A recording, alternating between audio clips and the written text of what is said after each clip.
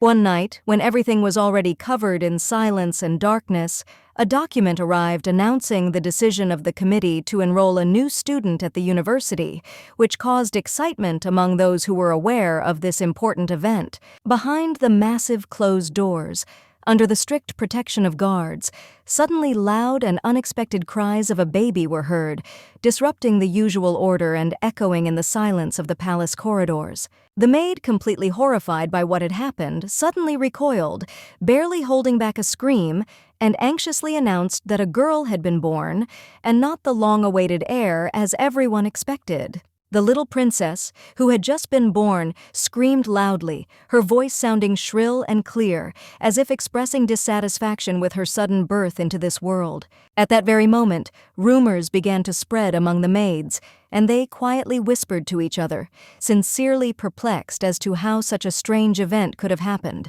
contrary to everyone's expectations. The lady with fair hair, lying on the bed in the semi-darkness, realized the important news. A girl was born into the Velocian imperial family, which was an unexpected event for everyone. Suddenly, heavy footsteps were heard, and the man who entered irritably called the baby useless, noting that only boys, the continuers of the dynasty, were always supposed to be born in their family. The man turned out to be the emperor himself, with dark hair and bright, piercing eyes, dressed in rich clothes with a luxurious fur cape, which emphasized his status and power. Suddenly, everyone present noticed an unusual mark on the young princess's hand, a tattoo in the form of a clock, which, upon closer inspection, turned out to be much more disturbing than just decoration. The servants, suppressing their excitement, hastened to explain to their master that all who had ever borne such a mark rarely lived even to the age of 21. A sad fate inevitably overtook them, as if some evil fate had been imprinted on their bodies. The emperor, however, seemed unmoved by this ominous omen. With a majestic gesture, he waved his heavy cloak, turned away from the assembled company, and coldly and dispassionately declared that the fate of his daughter did not concern him. A helpless female hand slowly reached forward, desperately trying to reach her child, as if hoping to protect him, even for a moment, from the cruel world around him. Holding back tears, the woman quietly asked her daughter for forgiveness for bringing her into this harsh, unjust world where the cruel laws of patriarchy rule and where tenderness is rarely reciprocated. The beautiful little girl, not understanding the full depth of what was happening, stretched out her tiny palms towards her mother, trying to touch her and find comfort in her eyes, looking at her with innocent sadness and hope. The servant, with a knowing smile, gently supported the little princess, helping her to come closer to her mother, who lay exhausted on the bed after a difficult birth, still feeling weak, but with warmth in her eyes, looking at her child. The little girl, who had barely come into this world, smiled sweetly, as if mentally reassuring her mother. There was no need to be upset because she was not destined to become a sword master. After all, even without that, she already had a fairly lively mind and natural resourcefulness, which promised her another, no less great path. Moreover, the princess, with an awareness surprising for her age, seemed to have a premonition of the coming changes and knew about the future, about the time when the strongest people of this world would show their power and magicians endowed with great strength would change the fate of all mankind. Mages whose destinies and great achievements were destined to change this world were spoken of with special trepidation. Their power was not simple magic, but a force capable of changing the fate of civilizations and the structure of reality itself. The reason why everything that was happening seemed so familiar was because this world had been carefully described in a novel she had recently read, which told of an ominous castle and a wicked villainess whose fate was tragically cut short. The Velocian family was one of the most ancient and powerful imperial dynasties, renowned not only for its strength but also for its rich history, dating back centuries, which caused them to be admired and feared in equal measure. In this family, where for 500 years only boys were born, heirs who embodied the strength of the family and supported its power. Not mercy was valued, but pure strength and unwavering loyalty to ancient traditions. The Empress held the newborn girl tightly to her, feeling her heart squeeze with anxiety because she realized that the birth of this little one had doomed her to eternal damnation and inevitable suffering that she could not avoid. When the girl first opened her eyes to a new world that she had previously only seen on the pages of a book, she was shocked, feeling that she was in a nightmare from which it was impossible to wake up, and thought that this was a terrible dream in which she was stuck. From birth, Isabel was fragile, sickly, and needed constant care, because her poor health did not allow her to calmly enjoy her childhood, as if fate itself had predetermined a difficult path. There was an ancient prophecy that the hourglass mark foretells the imminent death of its owner.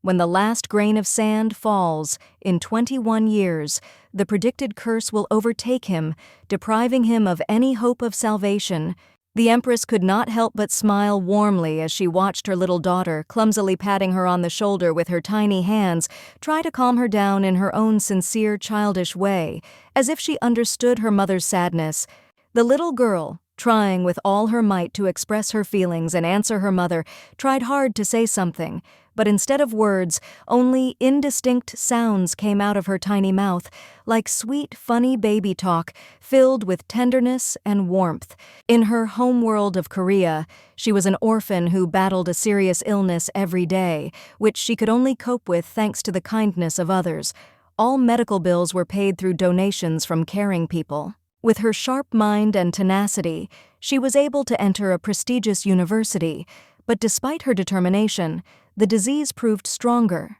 taking her life, not giving her the long years she had hoped for. Barely concealing her doubt, the ruler asked whether her daughter, at such a young age, could really understand what she was talking about, since the little girl often seemed more mature and attentive than other children her age. With a slight smile, the maid confirmed that this was indeed the case, and added that the little princess might become a real genius, since her intelligence and curiosity were evident from the first months of her life. Laughing joyfully, the girl stretched out her tiny arms forward, as if she wanted to embrace everyone who was near her, as if she wanted to share her childish light and warmth with those around her. The girls could not help but smile and delight as they watched the little princess display such touching care and tenderness. Her tiny gestures and innocent look filled their hearts with warmth and affection. The mother, feeling a surge of endless love and care, pressed her baby even closer to her heart, praying for only one thing: that her daughter would grow up strong, healthy, and find everything that fate had destined for her. Since ancient times, in the beautiful empire there was a sacred and revered tradition, an ancient selection ceremony where swords were stuck into the ground, each of which was a symbol of past battles and glorious fights. Isabel couldn't take her admiring gaze off her favorite characters from the novel, feeling the joy of meeting them, because each of them seemed like family to her, like brothers and sisters whom she found again in this mysterious world. The maid gently picked up the little girl, who had just been happily crawling on the floor, awakening sincere affection in everyone around her with her naive but such touching movements, as if her very essence was a source of childish joy and warmth. In the center of the great hall, surrounded by ornate thrones and stern guards, stood a black blade thrust into the ground. Its presence filled the atmosphere of the hall with mysterious power and commanded respect from all who dared to approach. This blade, named Tsunami, stood out for its dark, almost hypnotic black color, skillfully decorated with gold patterns and gemstones, making it shine with a sinister and captivating beauty. Throughout the centuries, during all the ceremonies of choosing heirs, princes always preferred to choose this sword among many others, which symbolically confirmed their noble origin and strong connection. With a tenacity worthy of admiration, little Isabel crawled forward as if obeying an inner call, without even realizing that her determination to overcome this first test could turn out to be a real crisis for her. The Sword Council was a powerful and influential organization that served the emperor loyally, and among its members were hardliners who were categorically against the princess ever touching a sword. The pages of the novella stated that as soon as the little girl touched this legendary blade, a mysterious killer appeared before her, and only by a miracle did she manage to escape. Fate seemed to give her a second chance at a time when death was so close. However, she understood that she was not really Isabel, but only a wanderer from another world,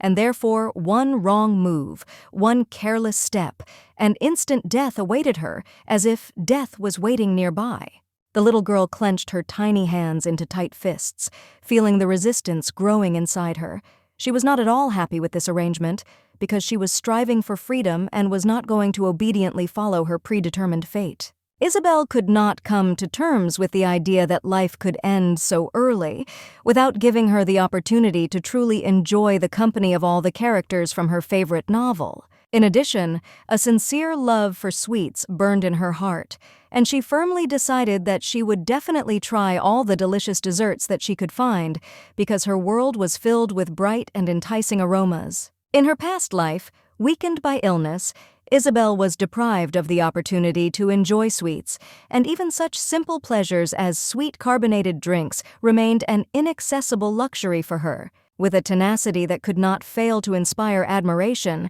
Isabel crawled forward, overcoming every obstacle, because she realized that in order to change her fate and avoid the impending dangers, she had to move as far away from the original plot as possible. Suddenly, her father appeared before her, majestic and terrifying, sitting on the throne with a proud posture and an unyielding gaze, and he sternly ordered her, his little daughter, to finally make a choice and decide on the sword. Therefore, the girl, having decided to follow the laws of true cunning, decided to do it her own way instead of choosing a weapon. She firmly grabbed the edge of her father's cloak, hoping that this simple gesture would help her melt his cold heart. But then, suddenly remembering the mysterious killer who, according to her memories, was lurking somewhere in this hall, Isabel froze in place with fear and did not even dare to move. The little girl swayed unsteadily from side to side, trying to keep her balance. Despite all the experience and memories from her past life, her childish body did not yet have the necessary strength and agility.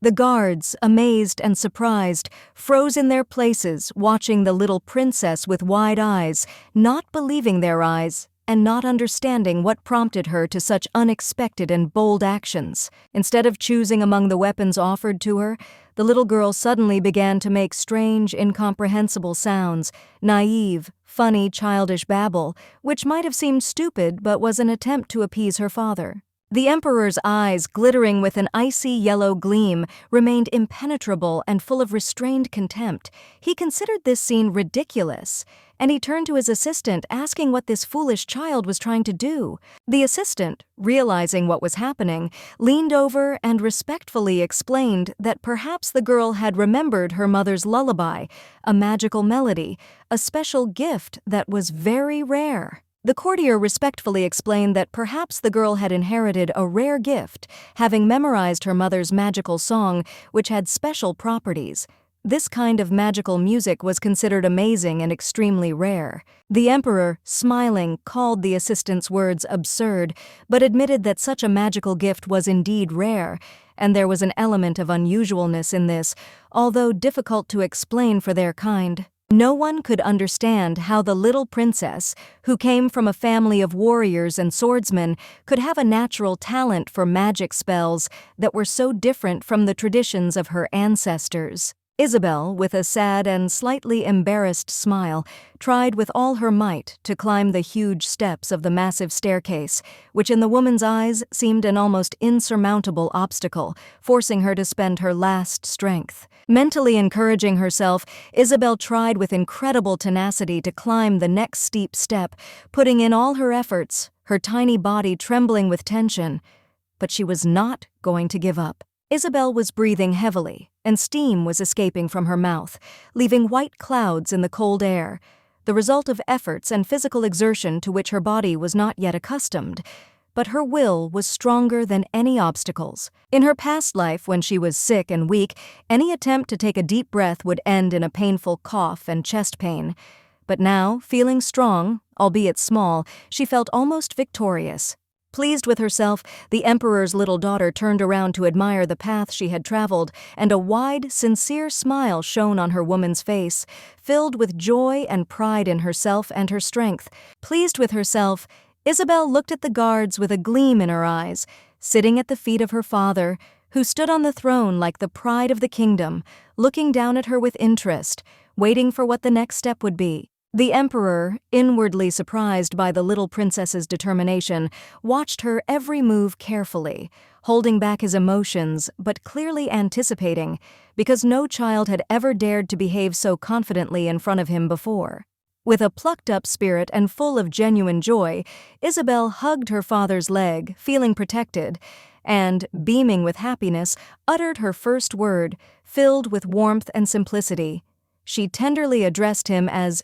Daddy. The ruler, clearly not expecting such a display of affection, removed his face from his hand and slightly raised himself on the throne, trying to hide his surprise, because even he could not remain completely indifferent to this sincere childish impulse. Continuing to hug her father's leg, the little girl enjoyed the warmth emanating from his body, feeling completely safe, and her small palms held tightly to the fabric of his cloak, and she was happy to feel this touch. Suddenly, another person approached them, who softly and lovingly called Isabel his sweet little sister, his voice sounding gentle and encouraging, as if he was ready to protect her from everything in the world. It was the emperor's eldest son, named Sermon. His dark hair and piercing red eyes, reflecting inner strength, were complemented by a friendly smile and snow-white robes that emphasized his origin. Isabel happily reached out to her older brother, smiling at him with her widest and most sincere childish smile,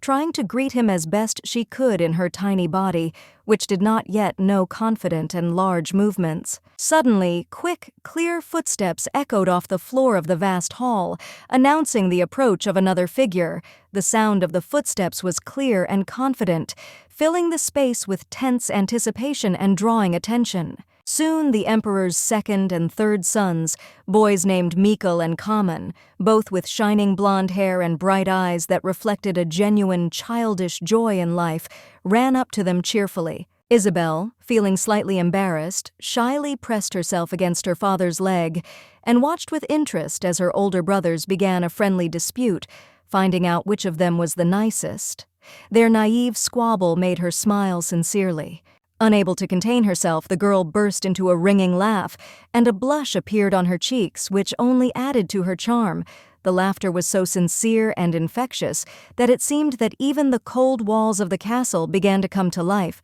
But suddenly she stopped short, noticing something strange out of the corner of her eye. Turning, she glanced cautiously over her shoulder to where the servants were standing and saw that the guards who had been involved in the secret conspiracy had frozen silently in place. The guards who had been plotting the assassination froze, realizing that their plan had failed. Now that the attention of the emperor and his sons was directed at Isabel, they realized that any attempt to attack the princess was foolish. Isabel, sensing the moment, turned again to her father, and, with her whole being drawn towards him, began to climb up, clinging with her tiny hands to the thick fabric of his trousers, her little fingers held on tightly. She firmly decided that instead of choosing the sword as a symbol of protection, she would choose her father, counting on his powerful patronage, and thus deliberately change the plot of the novel, rewriting her destiny. Thanks to her persistence and dexterity, the little girl soon found herself on the ruler's lap, hugging his chest and, without stopping, continued to call him Father, putting all her childish tenderness and trust into this simple word. This caused surprise and amazement among all those present in the hall, and soon a light hum of whispers and murmurs could be heard, as if everyone could not believe their eyes that the little princess had made such an unexpected The emperor's assistant, standing nearby, placed his hand on his chest in a sign of respect, and, bowing his head, solemnly announced to his master that, it seemed, the princess had made her final choice, and this decision could not go unnoticed. With a slight smile, he turned to the girl, asking for her confirmation, and, to the delight of the audience, the little girl nodded with a serious look, loudly and confidently making an affirmative sound, making it clear that she had consciously chosen her father. Baitan, the faithful courtier, declared with evident approval that the girl had made a wise choice, but was soon interrupted when the emperor, who did not like this unexpected turn of events, gave a sign. With a cold severity in his voice and a burning gaze that seemed icy, the emperor asked ironically whether the courtier seriously believed that it was reasonable to have a serious conversation with a baby and draw conclusions from his simple childish actions. Realizing the danger of falling under the ruler's wrath, Baitan, however, stood firm and, without losing his composure, continued to explain to his master that there were cases in history when children, even at a young age, possessed special gifts.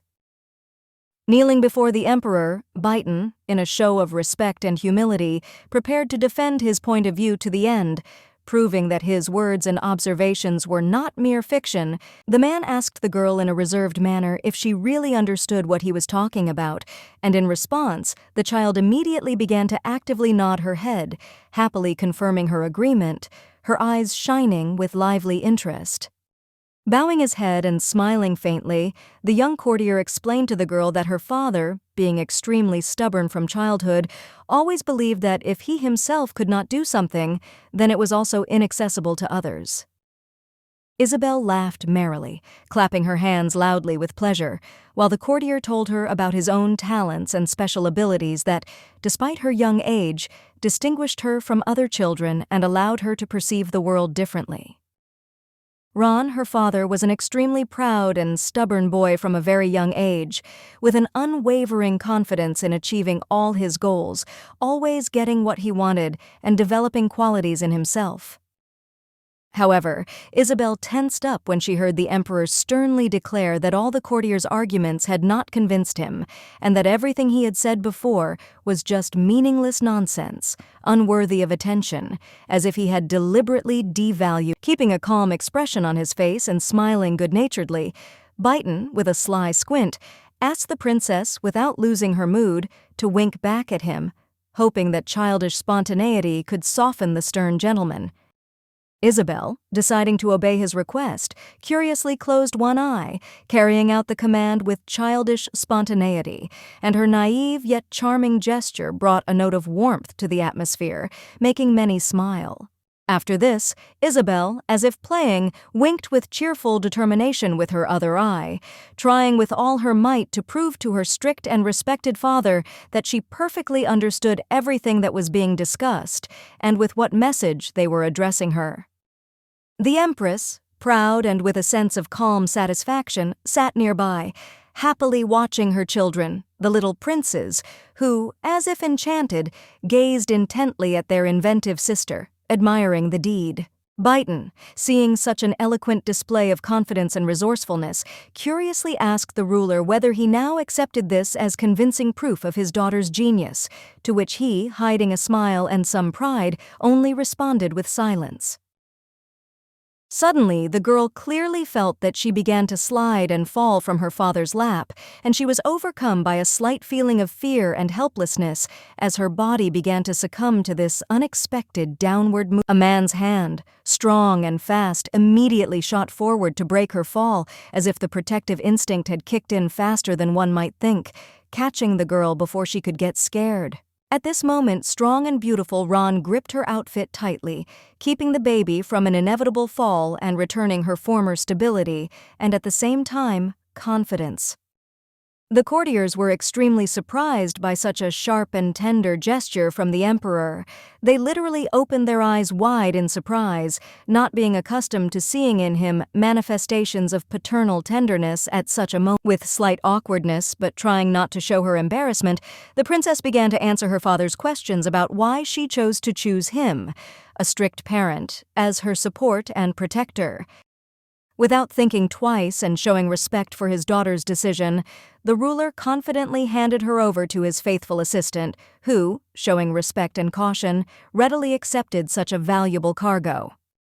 Rising with majesty and calm from his throne, Ron asked the courtier which of the famous blades the princess had chosen for herself, which was a very significant choice in the eyes of those present. With a warm smile on his face, bowing slightly in respect, Biden announced to everyone gathered that the young princess had made a wise decision and chosen her father as the empire's strongest weapon. Meanwhile, the secretary, maintaining an impassive expression on his face and carefully taking notes, meticulously wrote down everything that was said in an open book with each word, not missing a single important detail, in order to preserve the memory of this event. The courtiers, sharing their joy and pride for the princess, began to clap their hands, expressing sincere admiration for her choice because the decision to devote her devotion to her father instead of traditional weapons showed inner strength and wisdom. The ceremony ended solemnly and successfully, and the people gathered in the hall gave sincere applause to the imperial family, congratulating them on this moment and on their hopes for the future of the dynasty, of which the princess became a symbol. Feeling suddenly dizzy, Isabel, barely containing her fear, thought of only one thing. She was afraid to imagine that she could wake up again on a cold hospital bed in her former world, where she was only a sick shadow of herself. While Isabel was still lying in her hospital bed, exhausted by yet another coughing fit, someone coolly whispered to her that her weakness and illness were only the result of a sin committed once on the battlefield. Remembering the images of her father, family, and caring servants who surrounded her with warmth and care, the girl swore deep down that she would become a strong, better version of herself and would not ask for the slightest reward for her efforts. At that moment, the surrounding world began to blur before my eyes. Objects and images melted, as if dissolving in the fog, and everything around merged into one shapeless picture, as if consciousness was carried away somewhere into the distance. And finally, waking up from this half-sleep, Isabel was surprised to find herself sitting comfortably in someone's arms, feeling warmth and care that seemed to envelop her, returning her to a new reality. Isabel was surprised and stunned when she realized that the baby was being held in the arms of her father, the emperor himself, Ron, who seemed to be looking at her with his cold, piercing eyes, as if trying to grasp. The ruler's faithful assistant, standing behind the emperor's shoulder, addressed the princess with courtesy and concern, suggesting that she rest a little since, in his opinion, after a long and eventful ceremony, she certainly needed to restore her strength. Suddenly, the little girl burst into tears. Large tears, one after another, flowed down her cheeks, and she sobbed loudly, frowning and making her cheeks even redder. All the sadness suddenly poured out, no longer finding shelter in the heart. The child's loud and drawn-out cry echoed throughout the palace, attracting the attention of everyone nearby, the girl lost in fleeting memories of the original plot. Clutching the man's clothes with her small fingers as tightly as she could, she tried her best to mumble through her childish sobs that he was hers, as if trying to convince herself of the truth of these words, and watching as the ruler tried in vain to calm his daughter Biden, who was nearby and showed no signs of being alarmed, respectfully offered his help, realizing that perhaps a gentler approach might be able to pacify the girl. As soon as the young assistant took the baby in his arms, she instantly calmed down, stopped crying, and obediently settled on his shoulder, which caused the knight to smile sincerely, which he barely restrained, while Ron stood nearby. The emperor, with envy in his eyes, watched as his little daughter sat calmly and trustingly in the arms of his servant, as if she felt special care and protection next to him, which he himself, unfortunately, could not fully give her at that moment. Watching the emperor leave, Biden bowed respectfully to him and promised that he would take the baby to her room so that she could rest a little after a long, eventful day and gain strength for future important meetings and affairs. Isabel could hardly contain her quiet laughter when she heard the words about how her father, without his usual smile, looked like a real monster, and even she herself could not help but agree with this funny description. It was strange and even disturbing to her to realize that such a good-natured and considerate person as Baitan actually had a dark side and was once a ruthless mercenary known in certain circles as the Shadow Sword. The man put the baby to bed with special care and tenderness, carefully holding her by the back of the head, as if wanting to give her peace and security in this moment, showing his sincere affection and attention. Charming Isabel, tired of all the events, fell asleep sweetly, closing her eyes under a warm and soft blanket that enveloped the girl of royal blood with warmth and comfort, as if protecting her from all worries. And several months passed, and the little princess, with genuine joy, began to stretch her arms up to her mother, expecting warm and tender embraces that gave her a feeling of security and endless love. The Empress, looking at her daughter with sincere admiration and happiness, could not believe that the little princess, already at such a young age, began to speak so confidently and consciously, pronouncing words with such sweet clarity.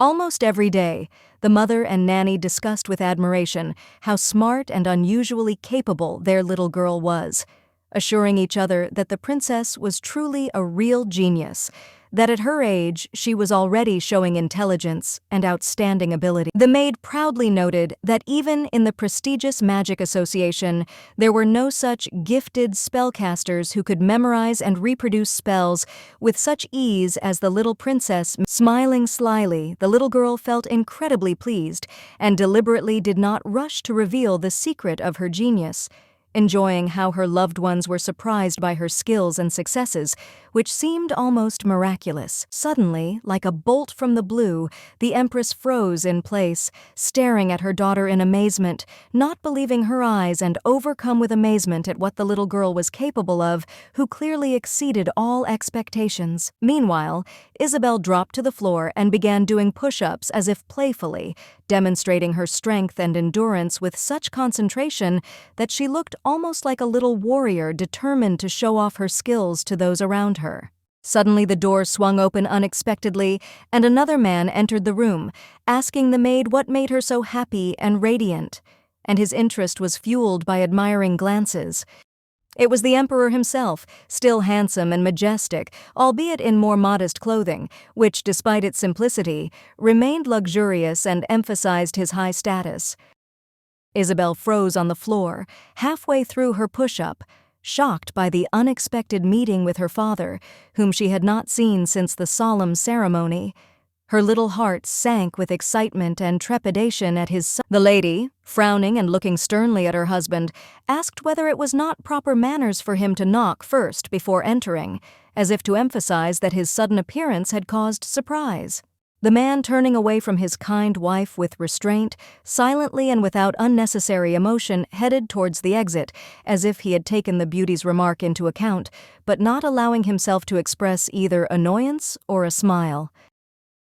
Having closed the door behind him, the emperor knocked politely, as was proper, showing respect for her request, and following an etiquette that seemed unnecessary to him, but nevertheless important for the peace of his wife. Chamois, smiling broadly and deciding to play along with her husband, asked cheerfully if her beloved had arrived, as if addressing him with a slight playfulness in order to soften the severity of their previous exchange.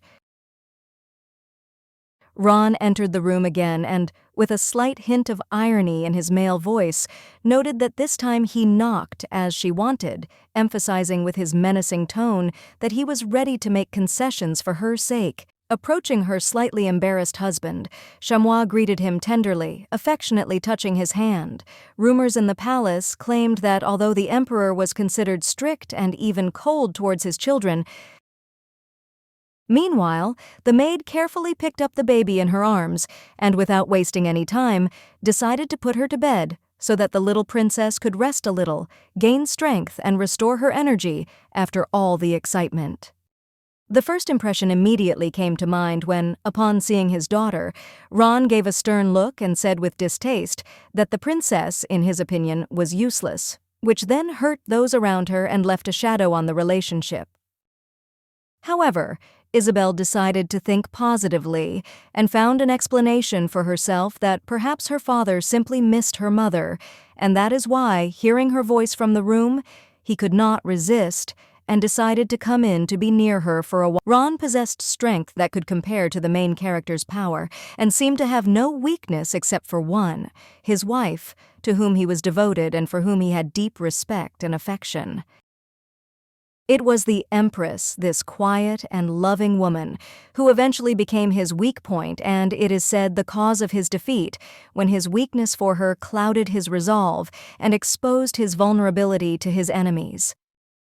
The world seemed to be empty after the tragic death of the country's ruler, leaving behind only emptiness and pain, and the emperor, feeling that he had lost his soulmate, fell to his knees and sobbed, not holding back either tears or despair. Weakened and having lost his former strength, he could no longer resist the protagonist, and soon the entire empire fell with him, as if fate was inextricably linked with their common fall and loss. At that moment, the little girl, feeling alone in the void, stood up on unsteady legs, firmly grasping the railings of her crib, finding in them support and strength to hold on, after which she loudly and desperately called out for her parents. The mother and father immediately turned their heads towards their little daughter, watching with interest and tenderness what the girl could be doing at such a late hour, and sincerely surprised by her cheerfulness and persistence.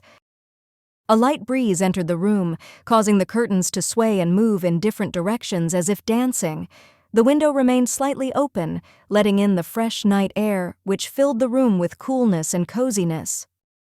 The golden color of the baby's eyes resembled the glow of the flowers standing nearby in a vase, and its warm hue seemed to reflect the love and light that burned in her little heart for those who were her whole. Trying to convey her love to her parents, Isabel, a little haltingly, tried to express how much she loved them, putting into her words all the sincerity and warmth she could muster, and her gaze was full of genuine affection and trepidation. Suddenly, from surprise and delight, a loud cry of joy was heard in the house, because the little girl herself did not expect such words and feelings from herself. A sincere confession, carried by an echo, filled the hearts of everyone around with light and tenderness.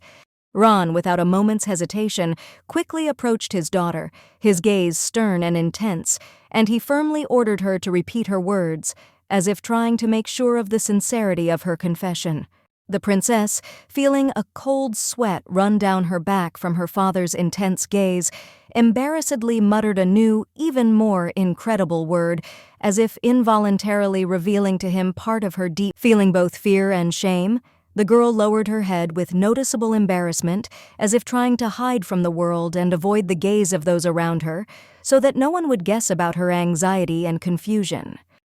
With a forced smile on her face, Isabel tried her best to look as sweet and friendly as possible, hoping that her parents would not be angry with her for what happened and would forgive her slight oversight. When the man was angry, he looked menacing, like a large and powerful panther, whose terrifying strength and grace inspired cold terror in everyone who was nearby, and could feel the universe. The Empress seemed to intuitively understand all of her daughter's emotions, and with a gentle smile, noted that she was not at all angry with her, trying to calm the girl down and relieve her of unnecessary fears.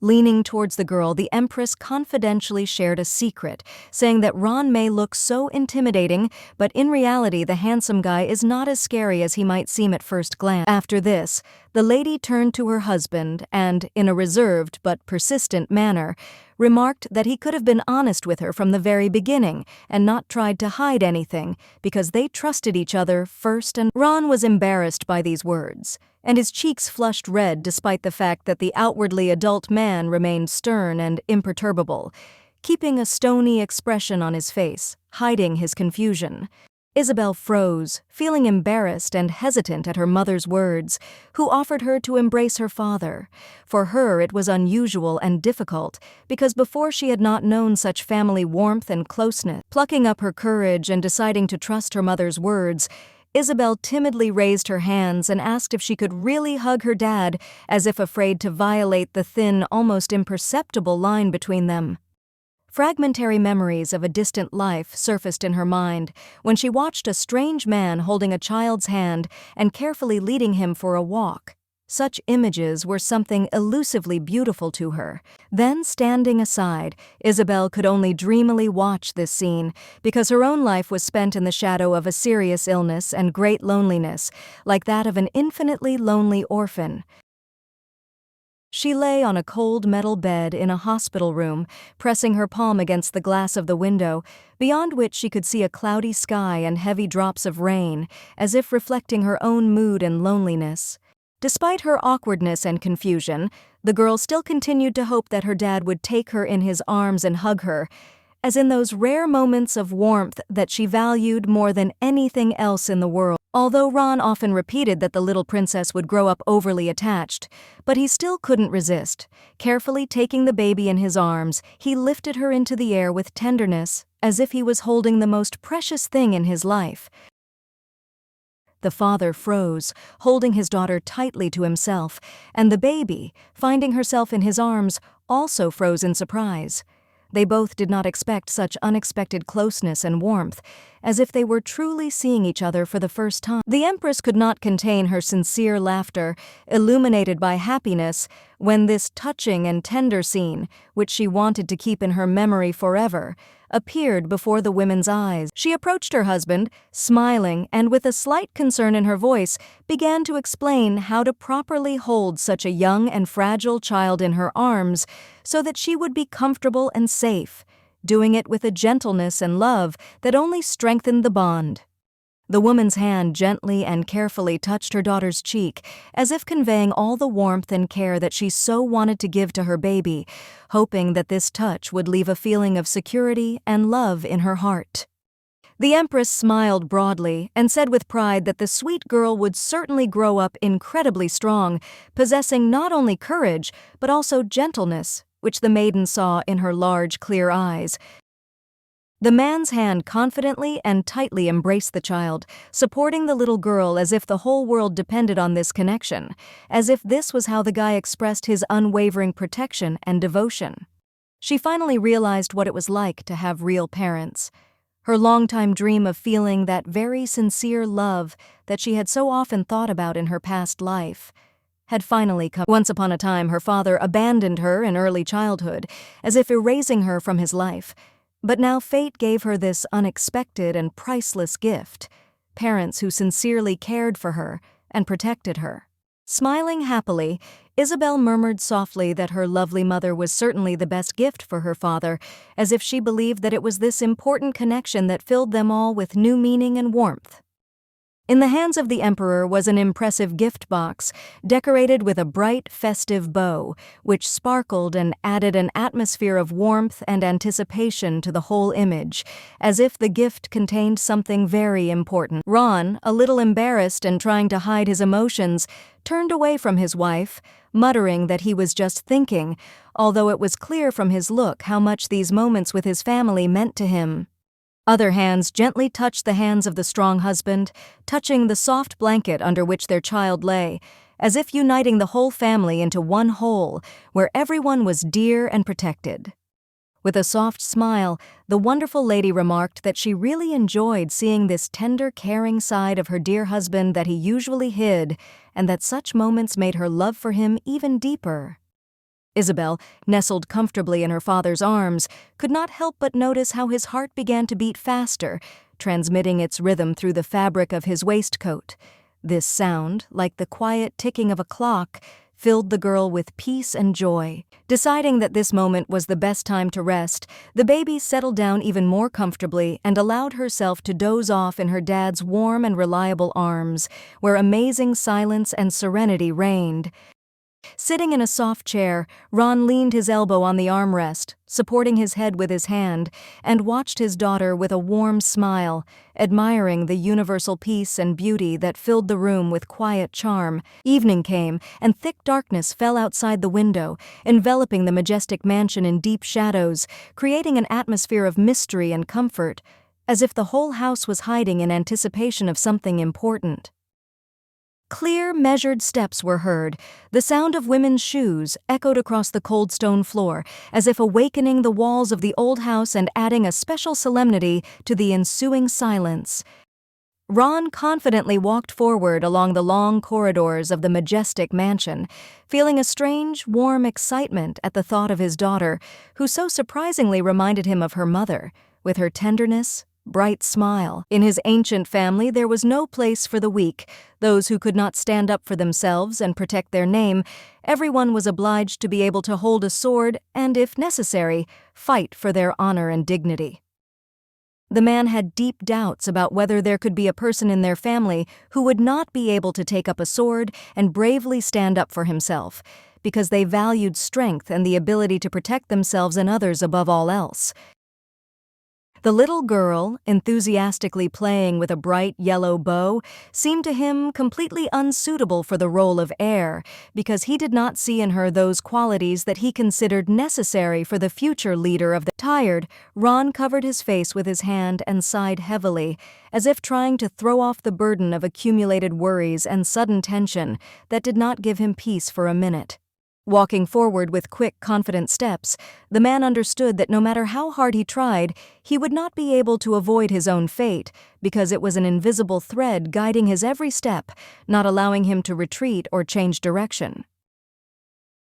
Biden, pronouncing each word with special solemnity and emphasizing each syllable, slowly called out to His Majesty, trying not only to attract his attention but also to express with his whole appearance and voice deep respect. Standing in confusion and holding on to the doorway, the courtier, not without anxiety, asked the emperor what he wanted from him at such a late and unexpected hour, when the silence of the night had long since swallowed up the palace and everyone who was in it was resting. Dodging the swift and heavy blows, the boy muttered in a low voice, with a shudder, that the owner could have not beaten him, because he believed that Ron is the personification of justice itself and true nobility. The emperor, clutching a glittering blade in his hand, coldly said that he had found evidence that a certain man had lied about his past work, and now he would have to answer for his words before the throne. Time seemed to fly by, and although the mansion still stood as majestic as ever, the princess was already 3 years old and began to show her first signs of character, which amazed everyone around her. The maid, with emphatic respect, informed her mistress that the empress would soon arrive to see her, and anticipating a ceremonial reception, she hastened to prepare everything necessary to ensure that the meeting would be truly impeccable. Isabel, dressed in an exquisite pink dress, stood at the window and happily watched the road, because very soon her dear mother, whose presence was especially dear to her, was supposed to arrive here. The little girl, running down a long corridor so fast that her tiny feet barely touched the floor, suddenly lost her balance, slipped, and, losing control, fell, caught off guard by her own headlong rush. A graceful female hand carefully lifted a cup filled with hot aromatic tea, from which warm steam emanated, filling the room with a soft, soothing scent, as if enveloping those present in a cozy cloud. The woman, slightly raising her chin and turning a serious gaze on her interlocutor, warned that her first teacher was standing in front of them, so they should behave with respect and show decent behavior. Nearby, at the large dining table among many adults, sat a little girl, intently eating her portion, barely touching the food with that sweet caution that children show at such moments. Moliab, a wise and gray-haired mentor known for his strict but fair teaching style, was the one who spent years training young princes in the arts of ruling and life at court, passing on knowledge to them. Lord Byton was always the life of the party, because thanks to his sense of humor and ability to make funny faces, he invariably brought smiles and laughter to everyone who was around him. With ease, using his strength, the courtier carefully lifted the little princess into the air, and she, caught up in the surprise, soared like a bird, laughing and enjoying the moment, while a feeling of lightness enveloped her. Byton, showing his unfailing respect, bowed in a reserved and polite manner, greeting both the princess and her majestic mother, the empress, demonstrating how befitting a respectful servant at court. The lovely little girl suddenly jumped up from her chair and, unable to contain her joyful impulse, ran to meet her dear friend, anticipating a warm meeting and fun games with him. The hostess of the house, watching what was happening, looked at her daughter with a slight smile and a sparkle in her eyes, surprised and delighted by the little things around her, finding her reaction to what was happening incredibly sweet and touching. The woman, trusting the courtier and knowing his loyalty, with a gentle smile asked him to take care of the princess, entrusting him with this important mission so that her beloved daughter would feel safe and surrounded by care. Isabel, feeling excited and wanting to learn more, asked her friend with genuine interest what exactly prompted him to decide to become her mentor, as this decision definitely required a deep responsibility and commitment. The man, covering his face with his hands and drooping his shoulders, sighed with bitterness and pain in his voice, expressing his disappointment that the lady of his heart preferred another teacher and, it seemed, had much deeper feelings for him than for himself. Falling to his knees and hanging his head, the boy began to thrash about, loudly declaring that he was about to burst into tears, and his trembling voice and hands added drama to the scene, as if foreshadowing a storm of emotion. When Baitan finally calmed down, and the princess realized with surprise that his worries were only a clever pretense, Isabel flared up and loudly exclaimed that such a habit was terrible, since his actions were dishonest and unworthy. Isabel, plucking up her courage, confidently began to say that Lord Baitan turned out to be a very bad person, since he constantly deceived her and pretended, hiding his true feelings, which destroyed any hope of trust between them. The little girl rushed forward with quick steps, with childish impatience urging on her companion and casting glances at him full of slight reproach, as if the lagging pace did not at all correspond to her playful mood and determination. With a sweet smile on her face and good-natured sincerity, the little girl declared that they should hurry, because she was destined to leave this world very soon, or rather at the age of 21, as if this was a simple statement of fact, and not a tragic truth. Baitan, feeling a cold horror in his heart, asked with a confused voice who could be so cruel as to tell the young princess about the terrible seal of death on her body, thereby awakening fear in her and filling her soul with bitterness. At that moment, Baitan's face took on a frightening expression, as if he had turned into his dark side, a ruthless assassin, and his cold gaze suddenly began to resemble the unyielding cruelty that he usually tried so hard to hide. Isabel immediately screamed at the top of her voice, accusing Baitan of being a coward who used fear to subjugate other people, and her words were so harsh that they seemed to hurt more than any weapon. The servant froze with a tray in her hands, unable to move from shock. Her eyes widened in confusion, and she stood like a statue, not knowing how to behave in this difficult situation. Submissively, with his head down, the man knelt before his mistress, admitting his guilt and asking for forgiveness for his actions with sincere regret, as if hoping that this would help regain her trust. Then he went to the maid, who remained standing with the tray, and with the same humility and gentleness asked her forgiveness, hoping to ease her confusion and restore. A cup of hot tea was carefully placed on the table, from which a light smoke rose, spreading a pleasant aroma into the air, as if inviting everyone present to rest and reconciliation. Smiling tensely and not hiding his tension, Baitan asked his interlocutor, who was giving off a depressing aura, with persistent interest, who exactly had decided to tell her about the seal of death, clearly not intending to calm down until she knew. The beautiful lady, trembling with fear, instantly froze in place, and barely moving her lips, babbled that she had heard her terrible prediction from the lips of the midwife who had been present at the birth. The girl explained with seriousness and sadness in her voice that she had known about her ominous fate since childhood, as she had always been considered useless and doomed, deprived of hope for the future. Looking down with a deep sadness in his eyes, Baitan muttered with sincere regret that the lady must have had to endure a lot of sadness, having to face such a prophecy from a young age, and his voice trembled with sympathy. The little beauty waved her hand in the negative, with sweet determination, declaring that she was perfectly fine, and her slight smile testified to the fortitude she possessed despite the difficulties. Suddenly, the courtier, showing a rare tenderness for him, affectionately took the princess by the hand, trying to convey his warmth and support to her, as if he wanted to show that she was not alone in this difficult fate. The guy squeezed both of the baby's hands tightly with his palms and said with a cheerful smile that now she had something soft and strange in her hands, like jelly, hinting at their trust and mutual support, turning the moment into a playful game. The training arena was literally filled with various weapons, glittering in the dim light, creating an atmosphere where every sharp blade and shield seemed an integral part of the harsh but necessary training. The blades touched with a ringing sound, and like an echo of battle, an unspoken question hung in the air.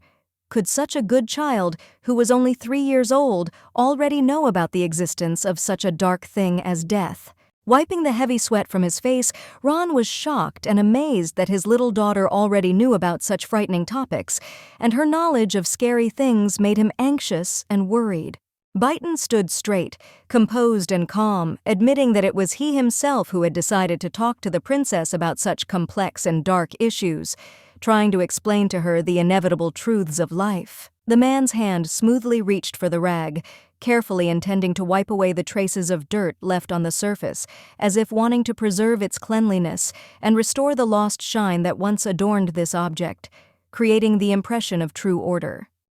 The princess always showed a keen interest in the world around her, running briskly through different corners of the palace and its environs, keeping in her memory the smallest details of what she saw, thanks to which her knowledge of the world expanded every day.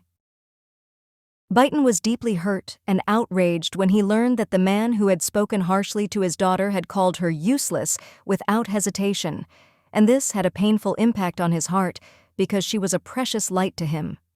The courtier shamelessly accused the princess of lack of emotion, noting that the little girl did not express any hint of sadness, but the girl only calmly replied that she was perfectly fine, and this confidence amazed him. Ron, hanging his head and sighing heavily, understood that no matter how hard Isabel tried, she still could not master the fighting technique that had been passed down from generation to generation in their ancient family for centuries, because this art required not only skill, but also an internal readiness to accept it. Byton was known for his straightforwardness, and so he stated decisively that he had not come here to interrogate the master, but only to emphasize that the princess, contrary to popular belief, was not at all useless. His fingers confidently and decisively gripped the hilt of the sword, as if drawing additional strength and readiness for the coming battle from this movement. Something in this gesture spoke of his firmness and devotion to the goal from which he could no longer retreat.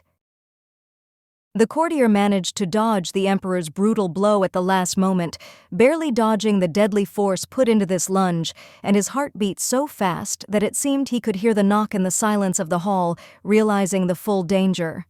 Loudly and decisively, the boy shouted out that he was here now as a mentor and not at all in the role of a warrior, hinting that his goal was to pass on knowledge and not to enter into battle, and this cry reflected all his confidence. As soon as the new blow sounded, Byton managed to deftly jump to the side, realizing that even the slightest hesitation could have been fatal for him, but his reaction was enough to preserve a chance in this dangerous fight. A satisfied and sly smile appeared on the guy's face, as if he had managed to sow a shadow of doubt in the soul of his master, and this slight smile showed his satisfaction that he had managed to shake the enemy's confidence even at the most tense moment. Ron, holding back the emotions that were bursting to come out, tightly clutched the fabric of his shirt with his hand and looked away so that no one would notice his disappointment, clearly trying to cope with the experiences that did not give him peace and deeply hurt him. Now, the night teacher, showing persistence and patience,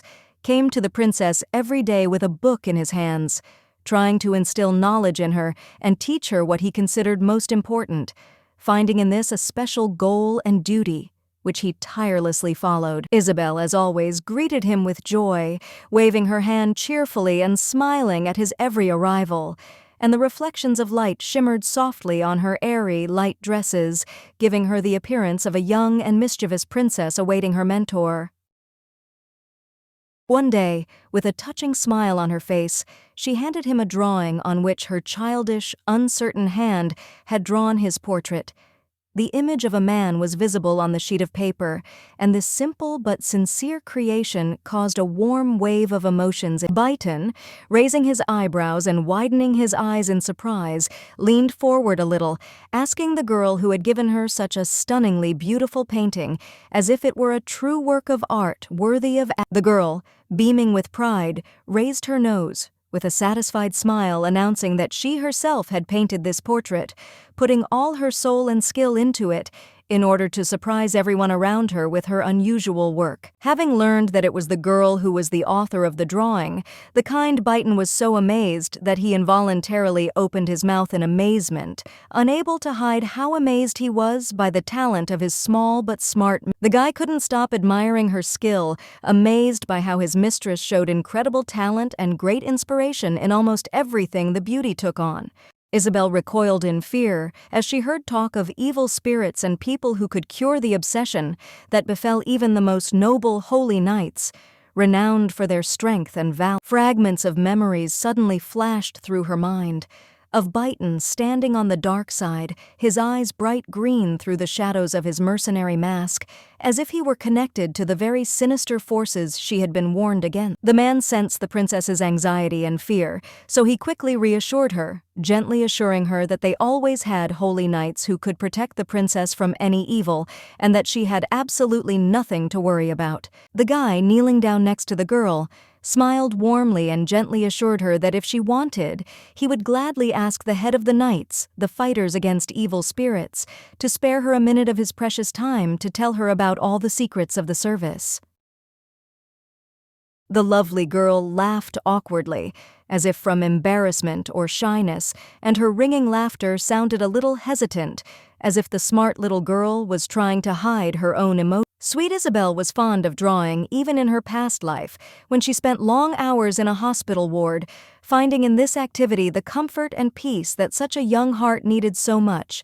Baitan, with a thoughtful expression on his face, caught his mistress's words and frowned slightly. After all, she said that she had been drawing when she was very young, although even now she was still very young in age. Fearing that her innocent lie was about to be revealed, the little girl quickly jumped to her feet, trying her best to come up with some plausible excuse so as not to arouse unnecessary suspicion and keep. However, unexpectedly for everyone, Baitan bowed his head and, slowly choosing his words, said that he understood perfectly well what the lady was talking about, because her words and feelings seemed close to him, as if they had been familiar. His gaze, reflecting the depth of his thought, was directed downwards, and his green eyes looked with some sadness through the white strands of hair that fell softly on his face, giving his appearance a calm thoughtfulness and a subtle sadness.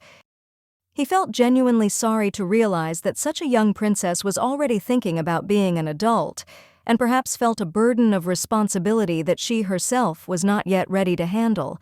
When the man, feeling a sudden pain in his heart for his mistress, fell heavily onto the sofa, Isabel immediately jumped up from her seat, looked at him anxiously, and then, without wasting a second, ran towards the mentor, hoping for his help and support in this strange situation. Baitan himself, as if not feeling any discomfort, just smiled softly and remained lying motionless on the sofa, as if everything happening around him did not bother him at all, and he calmly watched the reactions of those around him.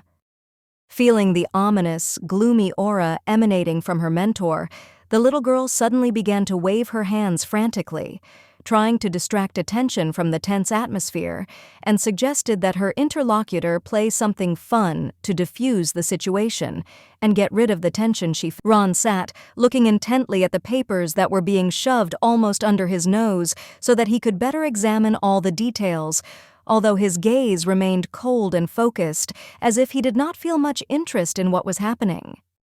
On the opposite side stood Baitan, proudly talking about the princess's achievements in creating abstract paintings and works of art, which he believed had deep meaning and deserved respect. especially for such a young age. However, Ron did not share the enthusiasm and, after a quick glance at the children's drawings, dryly declared that he saw neither beauty nor skill in them, but only simple scribbles that did not deserve attention and did not represent anything other than ordinary. Throwing his head back with a slight grin, the boy confidently declared that the strange picture they were standing in front of was not painted by him at all, but by a 3-year-old child, as if justifying the visible unevenness and childish features. Then, with enthusiasm, he began to describe with admiration another portrait, which depicted a handsome young man with captivating golden eyes and coal-black hair, giving him a regal appeal that even remotely resembled the emperor. Sitting in a chair, Ron noticed with a subtle smile that the courtier, who a moment ago had called the portrait an abstraction, was now contradicting himself, speaking of its details with obvious admiration, which caused Ron quiet bewilderment and light mockery. The courtier seemed not to notice the reaction. Ron carefully placed his finger on the painted eyes, comparing them to his master's appearance, as if finding features in this portrait that resembled the one he had faithfully served. But before he could finish speaking, something suddenly whistled through the air, flew very close to his face, almost touching him, and pierced the wall with force, causing those present to tense up and look around warily to understand where the threat. Biden, with a frightened cry, immediately began to talk about how his clothes were very expensive, and he did not expect that someone could so thoughtlessly put them at risk, as if this object, stuck into the wall, encroached on his personal property. Ron sighed wearily, clearly tired of Biden's concern, and ordered his interlocutor to stop talking and leave, not wanting to waste any more time on discussions that seemed empty and meaningless to him. Meanwhile, the emperor, noticing the commotion and realizing that the drawing in question belonged to his daughter, froze in surprise, realizing that this work had been created by the lady herself, and his face reflected a mixture of pride and unexpected recognition of. The little angel-like child sat intently drawing with crayons on a piece of paper, her tiny fingers carefully tracing the features of a man who looked very much like her father, as if nature itself had inspired her to create this image. The emperor, seeing such a touching gesture from his daughter, was struck to the depths of his soul and even opened his mouth from unexpected, but such sincere admiration, as if simple childish art could melt the most. However, when the courtier, excited, uttered a few words about the power of family love, the ruler froze for a moment, his hand seemed to freeze in indecision, and, trembling slightly, clenched into a fist as if this phrase reminded him of something personal. Turning away from the courtier with a look of doubt on his face, Ron asked in a reserved tone what he had just talked about, unwilling to accept the idea that the little girl could feel real, sincere love for her father. At this time, Biden, as if overwhelmed by a sudden wave of jealousy, thought bitterly about how much he wished the princess would love him with the same purity and warmth as the little girl loved her father. The knight once threatened the chef that he could forget about his generous salary if he did not cook the capricious princess's favorite dishes. But instead of gratitude, the young lady only looked at him sullenly and reproached him for his displeasure. Suddenly, a heavy male hand slammed loudly on the table, interrupting the conversation in its midst, and causing everyone to flinch from the sudden sound, which was like a bolt from the blue, instantly drawing attention to the stern face of the owner of the hand. Ron, finally unable to bear the empty chatter, ordered everyone present in a stern voice to speak only to the point, not allowing meaningless phrases and idle reasoning, showing himself to be a decisive and fair ruler. Biden finally got to the point of the conversation, noting that the princess had a clear and rare talent for magical engineering, which opened up incredible possibilities for her and made her a true heir to the. Ron was so amazed by what he heard that he involuntarily repeated the words of the courtier, and his eyes widened in surprise, and his mouth remained slightly open, as if he could not believe in such unexpected abilities of the princess.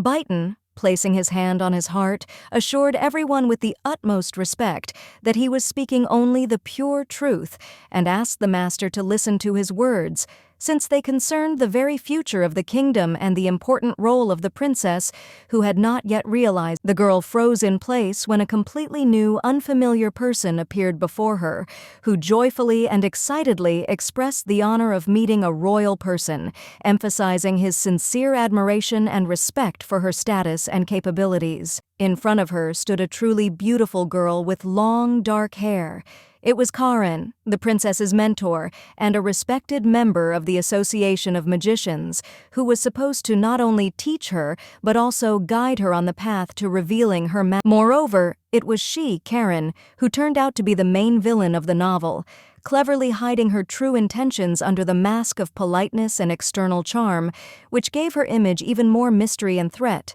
promising unexpected turns.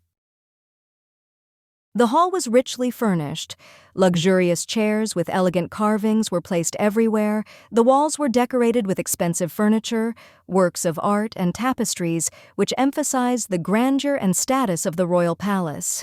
Standing next to his master's desk, Byton respectfully offered to find the princess an experienced mentor who could unlock her innate magical abilities so that she could become an even more worthy heir to the king. Ron reminded that the use of magic was strictly prohibited in the palace, and no one, not even the princess, could break this important rule, established to maintain order and safety among the courtiers. In magical engineering, there were 3 types of magic, and engineering itself was a science that was used to solve problems and complex issues by combining magical knowledge and technical skills to achieve maximum efficiency and benefit. The princess could sense mana from infancy. This amazing gift was confirmed long ago, and everyone knew that she had special talents that made her truly exceptional among other members of the royal family. Placing his hand on the table for emphasis, he added that the princess was also capable of creating complex designs and magic circles, indicating her innate ability in magical engineering and her willingness to learn the necessary science. Holding up the child's drawing, Byton smiled and noted that the princess was observant for her age, capturing details in her drawing that would normally escape a child's eyes, indicating a well-developed imagination. Byton listened attentively as the princess enthusiastically explained the concept of numbers to him, demonstrating her intelligence and using her fingers to make everything clear and visual, which made him greatly admire her abilities. Covering his mouth with his hand, the knight noted with a soft smile that the little girl had amazing accuracy and could accurately calculate the number of servings of jelly, as if predicting how much would be needed for everyone present. Ron thought about the courtier's words, leaning back slightly in his chair and immersing himself in thoughts about the princess's future, trying to comprehend everything that was said and make a decision that could determine the further path of training. A satisfied smile appeared on the assistant's lips, because he had managed to interest the gentleman with his proposals and thoughts, and he felt that he had been able to influence his opinion, which in itself was a small victory. 3 months passed, and in the room of the mansion, furnished with special luxury and elegance, a soft light reigned, which penetrated through the high windows, creating an atmosphere of comfort and harmony where every element of the interior emphasized the taste and status of its owners. Near the window, there was a tray with a variety of exquisite sweets, and fresh desserts were also served, which looked so appetizing that it seemed that they were created especially to decorate this bright day. But Isabel was deeply depressed and distressed as never before. Her eyes were dull and tired, as if all her strength had left her, and her thoughts were filled with heavy reflections, and nothing of the surrounding splendor could console her. Karen sat next to him, calmly finishing her cup of tea, elegant, like a true aristocrat who knew how to behave in society and always maintain dignity, even in the most difficult situations. Noticing that the princess did not look as usual, the lady froze and asked her how she was feeling with concern, showing genuine interest and support, which testified to the deep respect and friendship between them. Hearing that everything was fine, the lady carefully placed the cup on the table. In her story, she was depicted as an ambitious sorceress striving for knowledge and power, which gave her image a certain mystery. Karen, realizing that the princess needed support, promised that she was always ready to help and answer any questions or difficulties that arose. She herself was not only a smart sorceress, but also a strong personality. Having betrayed her teacher, the lady sat on his throne in his place and thus became the head of an association that had once been founded on the ideals of cooperation and wisdom, but was now under her tight control. Isabel privately thought that Karen was a true psychopath, capable of betrayal and even murder if necessary to achieve her goals. Such ruthless ambition inspired fear and respect at the same time. Wanting to conquer the entire empire and become the mistress of the continent, the maiden meets the main character in the story, a handsome knight who seemed to be the opposite of dark plans, and their destinies intersect in the most unexpected turn of events. Having betrayed her teacher, the lady confidently sat upon his throne, taking his place, and thus became the head of an association that had once been founded on high ideals of cooperation and wisdom. Now it was under her strict control. Isabel privately reflected that Karen was a true psychopath, capable of betrayal and even murder if it was necessary to achieve her ambitious goals. Such ruthless determination inspired fear and respect. Wanting to conquer the entire empire and become the undisputed mistress of the continent, the maiden encounters the main character in the story, a handsome knight who seemed to be the complete opposite of her dark plans. Reading the novella comfortably settled on a bed in the clinic, Isabel was shocked by such an unexpected ending, which turned her understanding of the plot and characters upside down. After all, it soon became clear that the beautiful lady in question was a true descendant of dragons, majestic creatures that enjoyed special honor and respect in the magical world, possessing strength and wisdom inaccessible to ordinary people. These majestic creatures were considered sacred in the world of magic and were the only ones who could remove the seal of death from themselves, which made them even more powerful and mysterious, leaving a mark on the hearts of all who knew their legends. And so the usual cheap curse did not work on her, and the villainess's insidious plan failed because the heiress of the dragons had protection that many did not even suspect. Ultimately, the heroine decided to capture her memories on the pages of a book and continue her life with the protagonist, amazing him with her magical abilities, which only grew stronger every day. Karen sat silently and concentrated, her hands folded in front of her, lost in her thoughts and reflections on what awaited her in the future, when her life would change forever. The princess, sitting opposite, smiled sweetly, thinking about the fate of the woman opposite, who, as it seemed to her, would hardly be able to defeat the hero of the novel, because there were still 18 years left before the beginning of their story. Once again, Isabel, feeling awkward, replied that she felt fine and it was strange that the villain had confronted her, since she never thought she would find herself in a situation where her strength would be the subject of discussion. Karen quickly realized that the main character in her story was different from the other characters in that she was insightful and had the ability to see deeper than what appeared at first glance, which made her unique.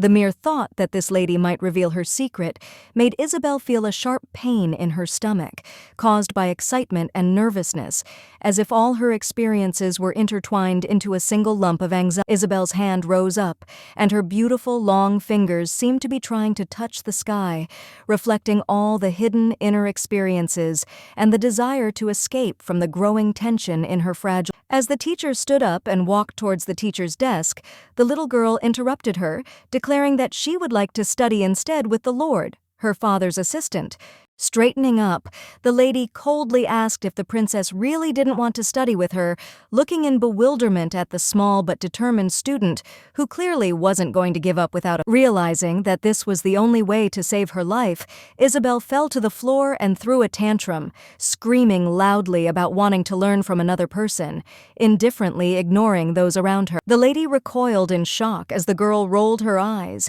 began to knead the floor with her hands and desperately pronounced the courtier's name, as if she hoped that this would help her change the situation and draw attention to her request. The maid carrying the sheets started at the loud words coming from the next door, and her heart began to beat faster in surprise, forcing her to stop and listen to what was happening. The sorceress's eyes, sparkling like silver, were cold, a mysterious fire burned in their depths, and her face had an emotionless, yet attentive expression, as if she was a witness to many secrets that she kept within herself. A plan appeared in the little girl's head, like a spark that flared up, in which she decided that it was necessary to torture the main character of the novel so that he would finally wake up and be able to defeat the insidious villainess who threatened everyone.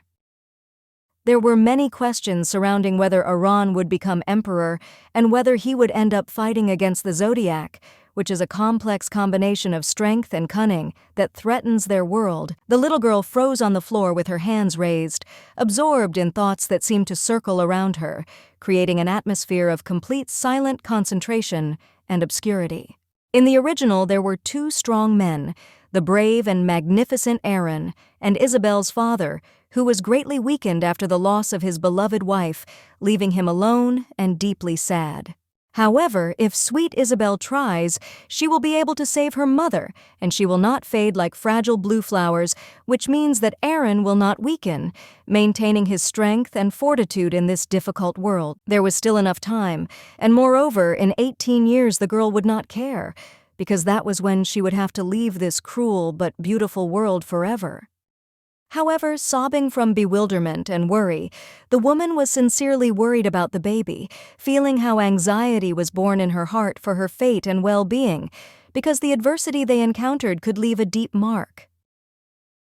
Moreover, the father, showing all his care and love, held his daughter in his arms, gently stroking her head, as if he wanted to surround her with warmth and support so that she would feel safe even in the most difficult times. With a heavy sigh, Karen began to talk about how if this situation continued, then studying between them would become a real test and a difficult task, requiring incredible effort and concentration to achieve at least some results.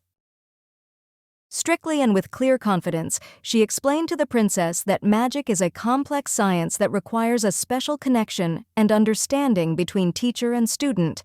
Otherwise, success in this field will be unattainable and will remain only a dream.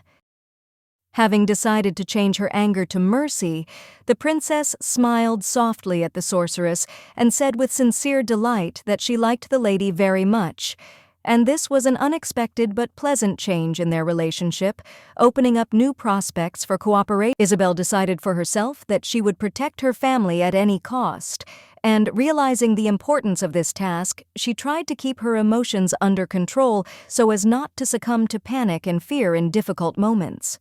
In a team that was luxuriously decorated and filled with magic, a promise was made that Isabel would study diligently with the sorceress, striving to develop her abilities and master the mysteries of magic that would open up new horizons. Today, Karen walked calmly down the large corridor, dressed in a bright red dress that emphasized her grace and confidence, attracting the attention of those around her with its magnificence. Before entering, the lady announced to the student in a determined voice that she was about to enter the room, emphasizing the importance of her intention and her readiness for new beginnings. When she entered, she was startled by the loud sound, as Isabel immediately closed the door behind her, slamming it loudly, which was an unexpected and expressive gesture, adding additional tension to the situation. Putting her finger to her lips, the little girl, with a mischievous smile on her face, whispered to the witch that she would behave quietly so as not to disturb the magical atmosphere that reigned around them, and so as not to be distracted from her important affairs. Meanwhile, when no one was watching, the princess carefully held out a heart-shaped candy towards her mentor, hoping that this sweet gift would make her smile and improve her mood. Kneeling down, Karen felt a thrill as she was presented with a dessert with a wonderful peach flavor and delicate jelly, which made her heart fill with joy and delight at such an unexpected treat. With a wide smile on her face, the little girl exclaimed that the lady accepted this delightful gift with gratitude and, without hesitation, sent it for testing, eagerly awaiting what emotions it would evoke. Embarrassed, Karen pulled back, clutching the book tighter to herself as if seeking comfort and protection from unwanted attention, feeling her cheeks flush with embarrassment. Coughing into her fist, the woman muttered that the lesson had already begun, and therefore she could not afford to leave the class until their training was completed, because the responsibility for the learning process lay with her, and she had to do her best. The villainess, being completely unaware that all her actions were part of a carefully thought-out insidious plan of the student, who, like a true strategist, carefully watched her every step, hoping to ultimately win the favor of this mysterious. Raising her hand up, the little girl, tirelessly, did not stop asking more and more questions, while demonstrating amazing diligence and sincere interest in what was happening around her. The unfortunate girl was bombarded with all sorts of questions about her age, place of origin, food preferences, and many other topics completely unrelated to her studies, making her feel like the center of attention. Putting her pen on the table, Karina calmly replied that she would be 22 next year, and she did so with such composure, as if this fact was important to her for more than just her age. Tucking a strand of hair behind her ear, the lady continued to talk about how in her village she was named after a beautiful flower and how her study of magic had begun since she was only 7 years old when she first met her mentor. A few days passed, and the greenhouse was filled with true beauty. The scarlet roses blooming in the gardens filled the air with a sweet scent, creating an atmosphere of magic and tranquility. Sitting on the bench next to the teacher, Isabel answered the questions carefully, aware that she was already familiar with the seal of death, which gave her voice a note of anxiety. And Karina later intended to use this evil spell to destroy the protagonist, fully aware of the seriousness of her intention and the consequences it could entail. Holding the book in her hands, the lady persistently asked the princess what exactly she knew about the cursed seal, arousing a keen interest in the mysterious pages and the dark secrets hidden within their contents. After this, their conversation turned to a discussion of how such a young girl had already managed to learn about such a concept as death,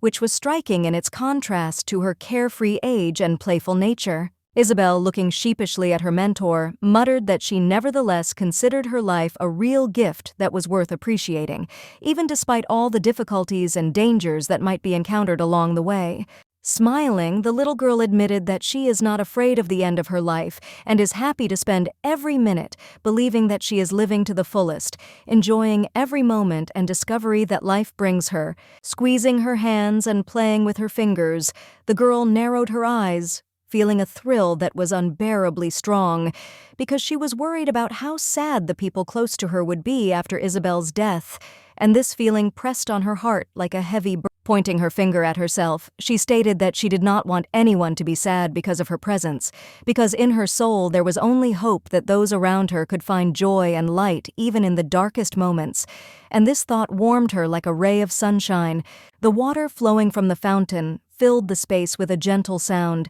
creating an atmosphere of silence that enveloped everyone present, as if wrapping them in a soft, cozy blanket, giving everything that was happening a special magic and peace. However, Isabel froze as she turned her head towards the curly-haired girl, shocked to realize that her world had been turned upside down and that this moment had become like a slow-motion film for her, where each moment seemed to The villain of the novel, despite her outward cold-bloodedness, could not hold back the tears that shamelessly flowed down her cheeks, although her face remained absolutely impassive, like a mask hiding her true feelings. Frozen in horror, Isabel couldn't understand why the curly-haired girl was upset and wondered if she was the cause of those tears, because such a sorrowful display of feelings shocked her, as if the world around her suddenly ceased to exist. Karen quickly turned away, trying to hide her emotions, and at that moment quietly asked the little girl not to worry about such trifles,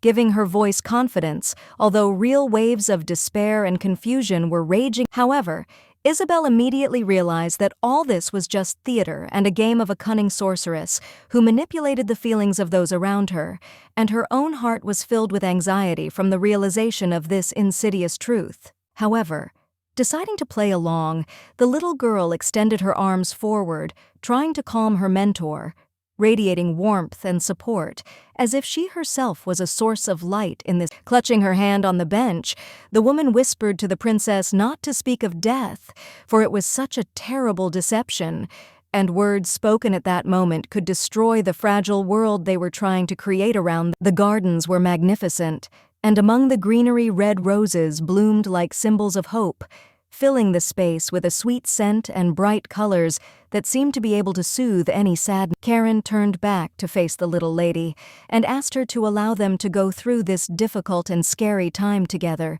being close, like two flowers supporting each other in a storm. When asked if this was true, Karen nodded, confirming her words with a slight confidence that enveloped her like a warm veil. Suddenly, little Isabel jumped up and rushed to embrace the beautiful and charming witch, filled with joy and admiration, and at that moment her cute hat flew off her head. The girl tenderly hugged her mentor, saying with warmth in her voice that she wanted to be near her and continue to study magic, because her heart was filled with gratitude for all the knowledge and support that she received from this wise woman. Isabel thought to herself that she would not succumb to the cunning deception, trying not to reveal her emotions, remaining hidden from the mentor's gaze, because deep down her heart was beating the alarm, warning of a possible trap. Having taken revenge on her offenders, Karen took the leading position in the association, but life no longer seemed completely smooth for her, because each new trial brought its own difficulties and tested her resilience,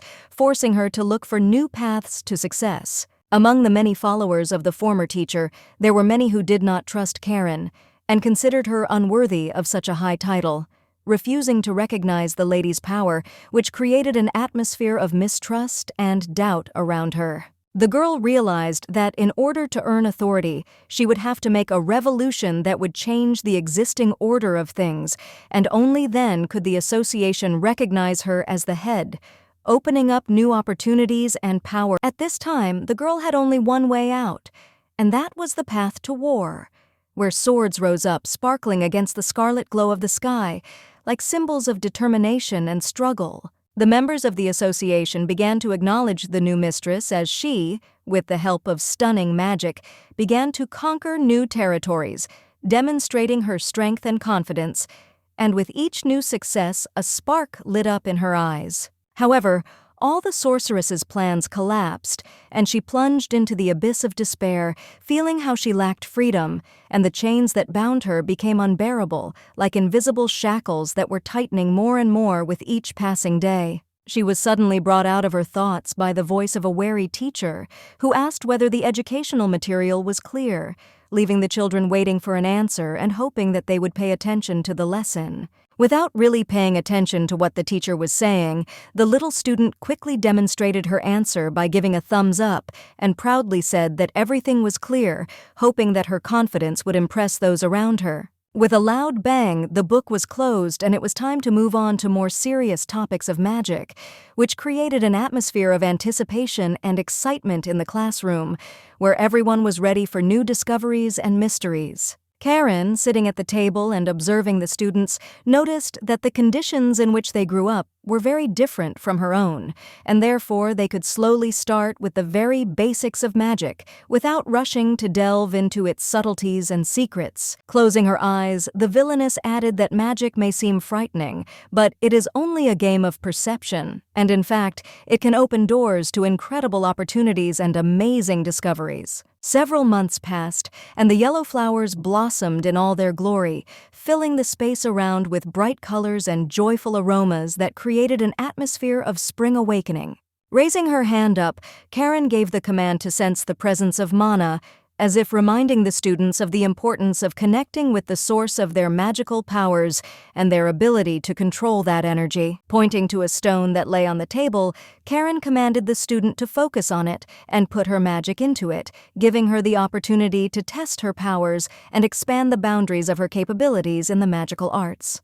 The princess, thoughtfully touching her finger to her lips, was lost in thought about how much time had passed since she dreamed of creating a flow of magical energy that would allow her to control stones with ease and grace. The servants in the mansion, which was filled with the sounds of household chores, were amazed to learn that the young mistress had decided to study magic and began to practice secret arts that were previously inaccessible to mere mortals. With a decisive slam of her fists on the table, the princess made a firm decision to study everything possible in the field of magic, leaving behind all doubts and fears, ready to plunge into a world of wonders. And she cast a spell and, concentrating, created a seal, after which the stone located on the table shone with a blinding light, filling the room with a magical atmosphere. Karen was clearly amazed by the amazing events that unfolded before her eyes, not believing her eyes and wondering how this was possible in real life. What was glowing in the girl's palm turned out to be a mana barrier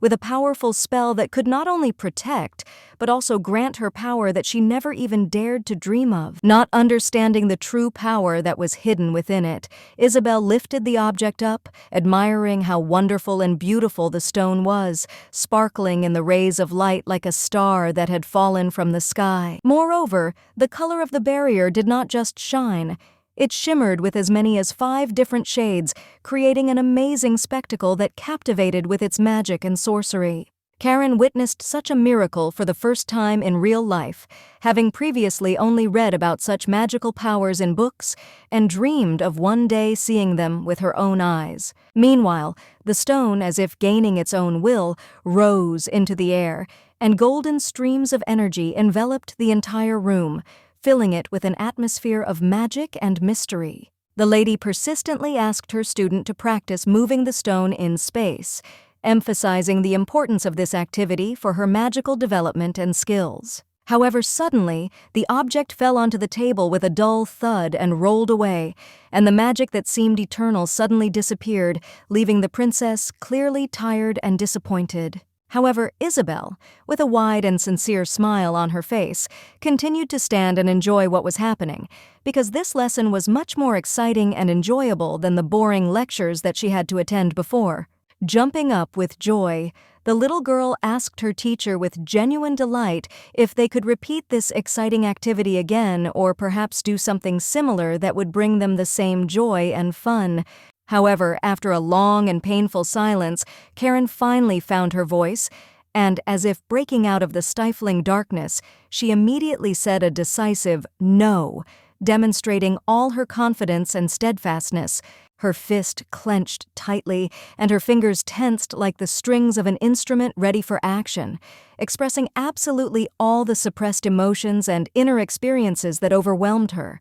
The table in front of them was almost broken, and in the girl's open palm, a magical seal was burning brightly, emitting a magical light and foreshadowing important events that they did not even suspect. The princess's mana level was so high that if the teacher had not used absorption magic, the consequences could have been simply dire, and no one could have predicted how it would have ended for all of them. Thus, it was impossible to deny that Isabel was destined to become a sorceress, because from childhood she had hidden within her a special gift that would undoubtedly one day manifest itself in all its power and beauty. The stone, unfortunately, could not withstand the stress and eventually broke in half, which testified to its fragility and unpreparedness to withstand even the smallest tests. The princess herself was immensely pleased with the praise from her mentor, who noted that she was doing an excellent job with all the tasks and was demonstrating more and more outstanding abilities every day.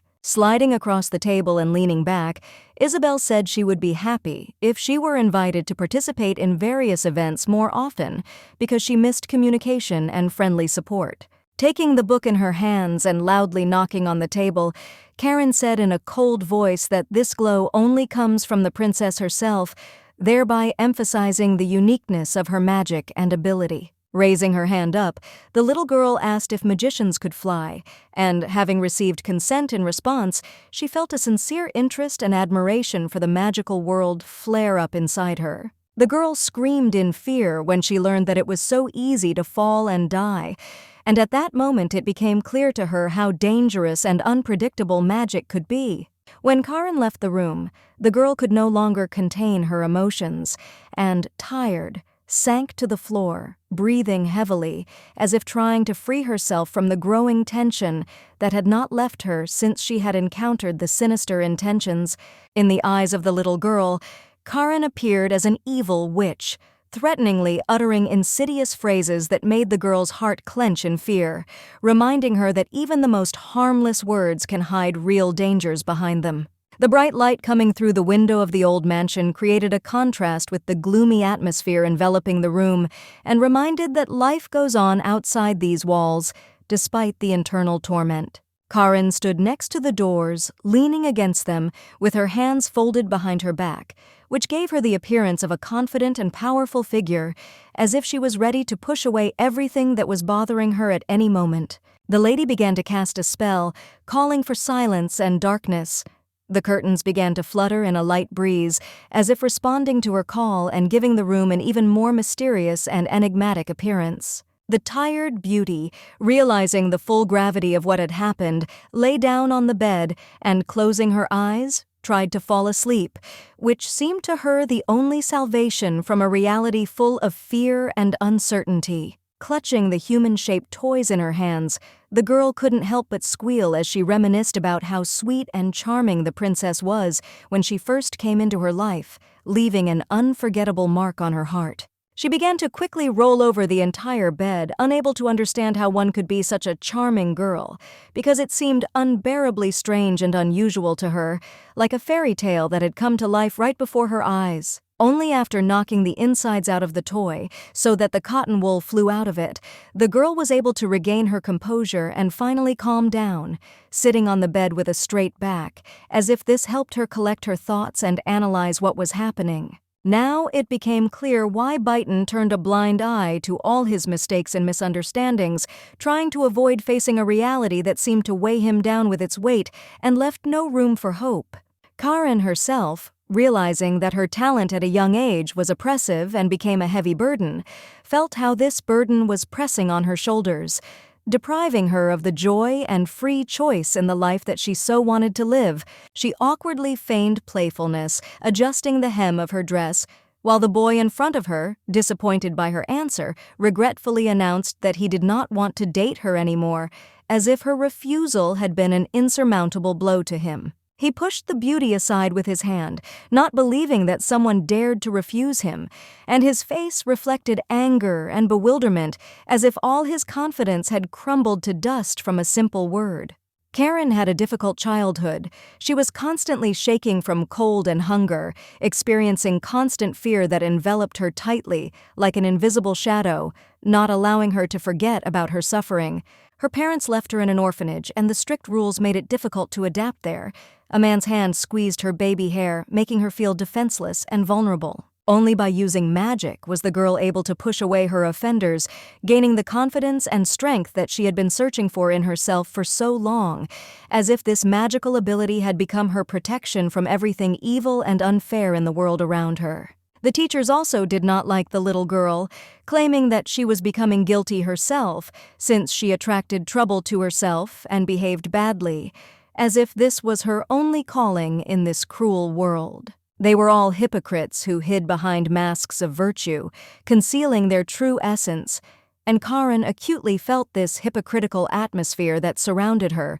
making her doubt herself. Because the teachers didn't like the noise, Karin had to endure the bullying, unable to resist and hiding behind her helplessness, as if it was the only way to protect her heart from pain. However, one day a handsome mage came to the shelter with a hat in his hand and a smile that shone so brightly that Karin felt how he really wanted to take her under his care, as if a spark of hope ignited in her soul. That day, Karin felt hope for the first time, standing in front of him with her teacher, confident that she would finally be taken away from this terrible place where she had suffered and humiliated for so long. The wizard, appearing before her, extended his hand and, with a kind smile, invited her to go away with him, as if he were her savior who had come at the most difficult moment. Tears of joy ran down her cheeks, and the girl finally realized that all this time she had not been okay, that her inner world was full of fears, but now she could hope for the best and believe in her future.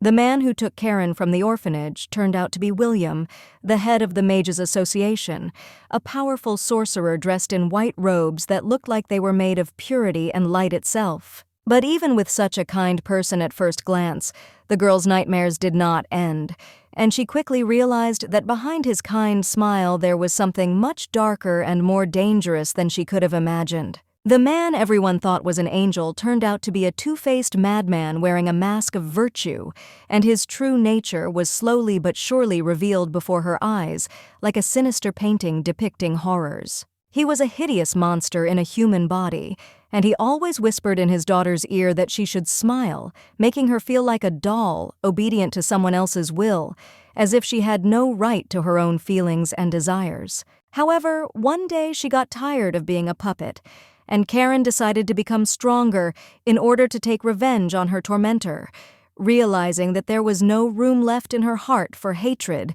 only a cold determination to move forward. Then, as she immersed herself in her studies, she found that the amount of training increased even more, and every moment spent in the pursuit of knowledge and strength brought her closer to the goal she had set for herself. Soon the young maiden achieved high mastery in magic, which brought her well-deserved respect and honor among her peers, and also attracted the attention of powerful magicians and nobles who saw potential in her. 2 years ago, she learned that a magic teacher was looking for a student to teach the princess, and it would be a real sin not to take advantage of such an amazing chance that could change her life and destiny. A child with a death mark given to her by fate decided to help her new acquaintance in studying this cursed seal, as well as in taking revenge on her cruel teacher, who had hurt her more than once. However, all her plans for revenge and the conquest of magical power changed after an unexpected meeting with a sweet and kind princess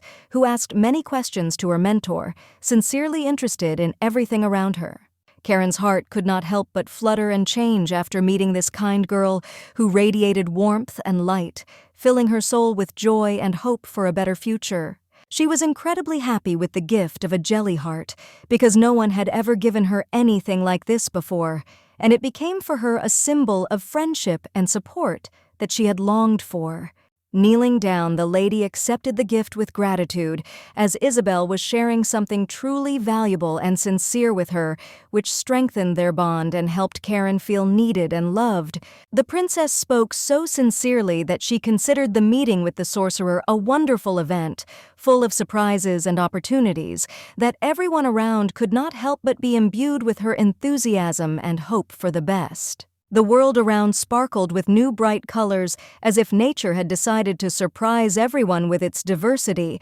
and a flower of hope blossomed, symbolizing rebirth and renewal, which filled the hearts of the inhabitants with joy and light. At that moment, Karen saw herself in Isabel, young and naive, and this sight evoked in her soul tremulous memories of the carefree times of her childhood. She really wanted to help the princess,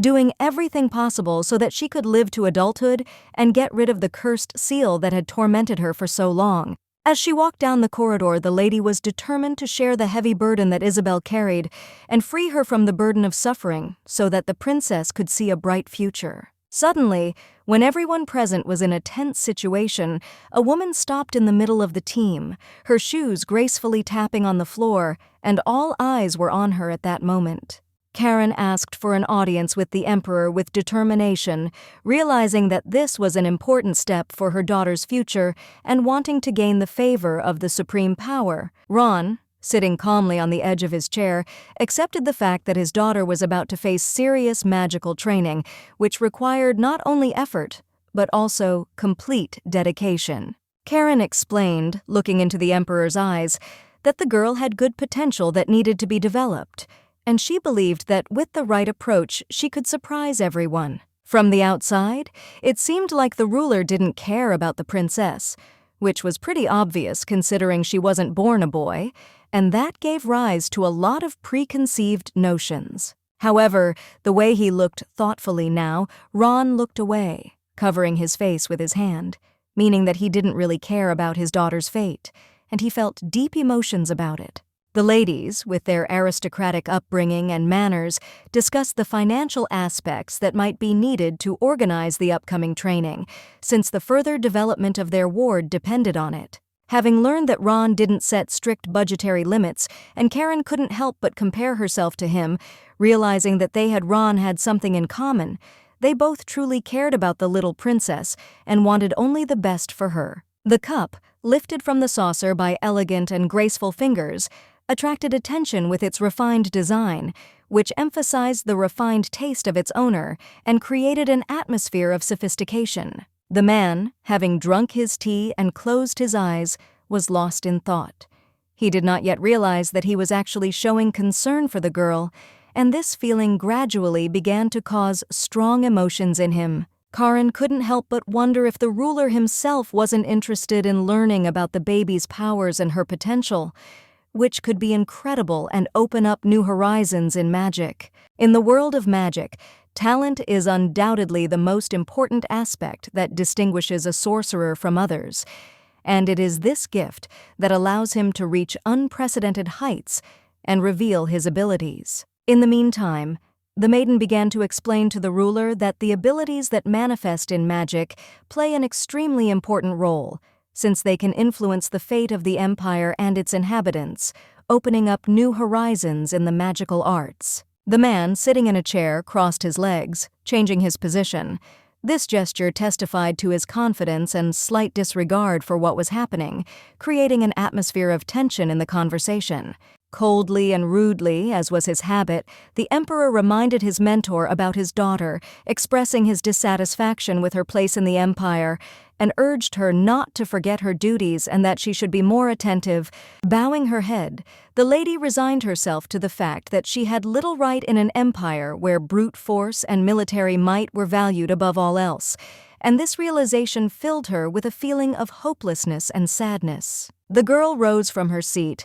thinking about leaving and not bothering the emperor anymore, expressing her gratitude to him for the time he had given her and for the opportunity to discuss such important matters. However, before Karen could leave the office, she was stopped by a male voice that suddenly rang out in the silence, causing the girl to freeze in place and pay attention to the speaker. Looking away in embarrassment, Ron, full of thought, asked his interlocutor if Isabel was happy in her practice of magic, showing interest in her emotional state and satisfaction. The answer was positive. The girl always smiled widely and was happy to practice magic, which inspired hope for her bright future and confirmed her attachment to this art. The man was satisfied with this answer since he sincerely cared about Isabel's fate.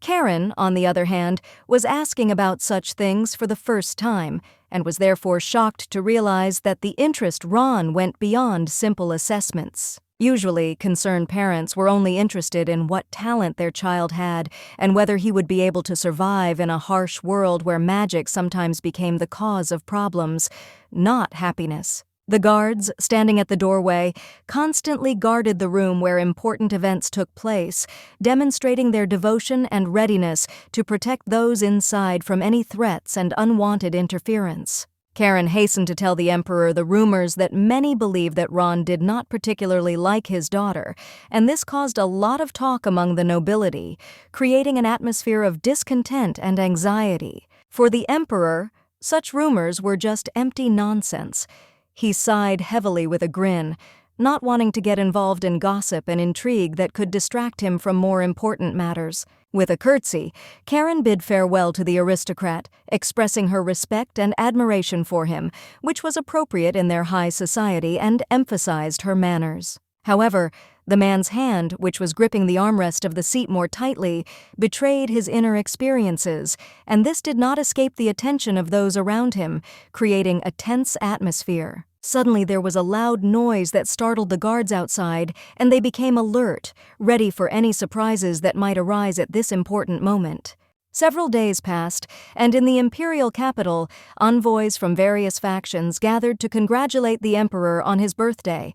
A crowd of aristocrats and gardeners gathered at the entrance, ready for a celebration full of flowers and exquisite treats. The count, with a polite smile and genuine interest, greeted the beautiful lady, after which the two began to discuss the latest news, which, oddly enough, had become relevant in high society, including rumors of noble intrigues. Other members of the nobility also took part in the discussion, commenting on both the actions taken to please the emperor and the beautiful, truly fine weather, which seemed to only contribute to the good mood. The empress, with the delicacy of a true lady, adjusted her husband's clothes, whispering to him tenderly that he should be patient and not show his irritation, at least on a birthday, when the whole atmosphere should be filled with joy. Like an obedient puppy, the man, with sincere respect for his wife, made a vow that he would behave well and try not to upset her, because on this special day his behavior must be exemplary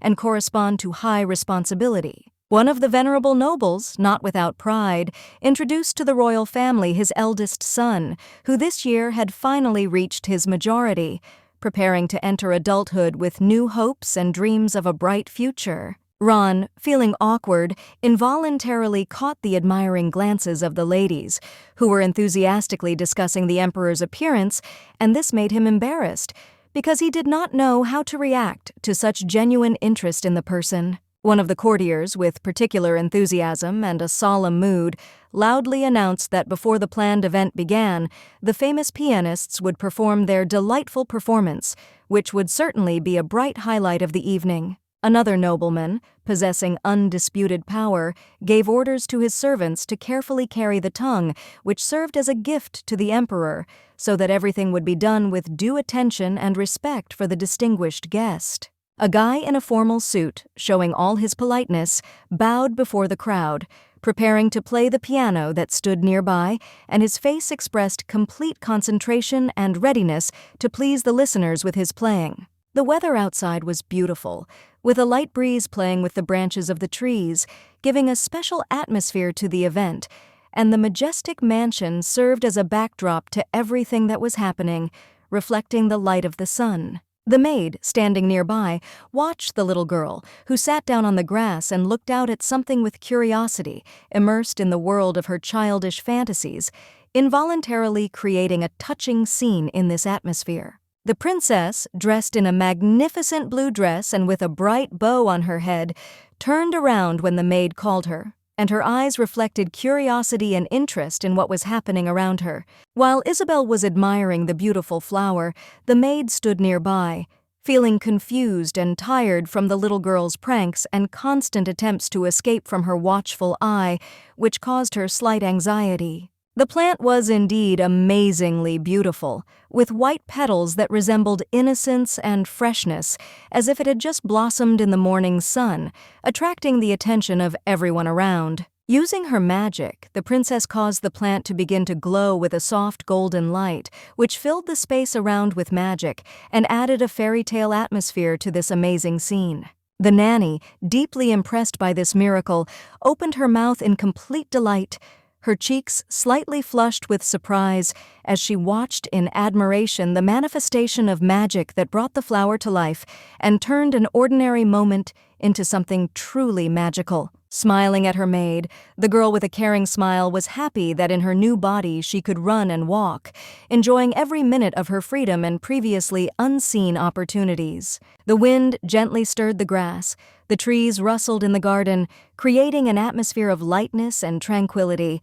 which added to the charm of this beautiful moment. The princess smiled because the absence of pain made her truly happy, allowing her to forget about the past and focus on the present, full of joy and new discoveries. Suddenly, out of nowhere, a terrible figure in a cloak and mask appeared, and at that moment, the nanny disappeared somewhere, leaving the little girl alone with a stranger who maliciously said that he did not expect to see such a treasure of the emperor in such a place. Looking with big eyes at this mysterious man, the little girl, full of innocent curiosity, asked who this uncle was and what he was doing here. The terrible figure in the dark cloak replied that he was trying to understand whether the princess was adopted, or whether she really was the heiress that was so much talked about in the empire. With the innocence of a child, Isabel replied that she had a father, namely the emperor of the entire empire himself, proud of her origins and who she really was. These words, spoken by the impudent girl,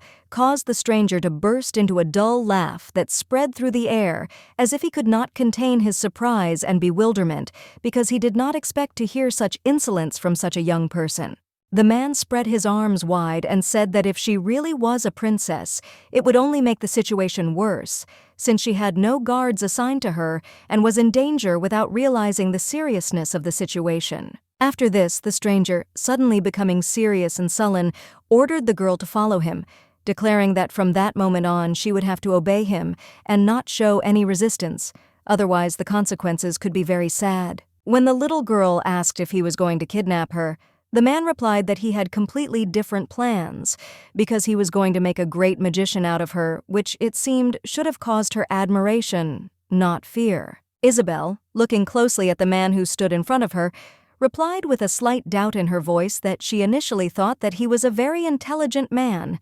but now, seeing his true intentions, she began to doubt his wisdom and good intentions. It was not difficult to guess that since the stranger was moving freely around the palace, he was probably one of the invited guests, which suggested his high importance and secret intentions. Moreover, this man also had a free command of seal magic, which made him even more mysterious and dangerous, because such an ability allowed him to manipulate the surrounding reality, opening up many possibilities for him. The little girl raised her finger and pointed curiously at her interlocutor, clearly trying to attract attention and determine who he really was, because her instincts told her that he was not quite an ordinary person. Without thinking twice, the girl named the kidnapper, pronouncing it with confidence, William, and there was a childish spontaneity in her voice, while tension and anxiety hung in the air. This suspicious man also turned out to be Karen's former teacher, who was skilled in magic,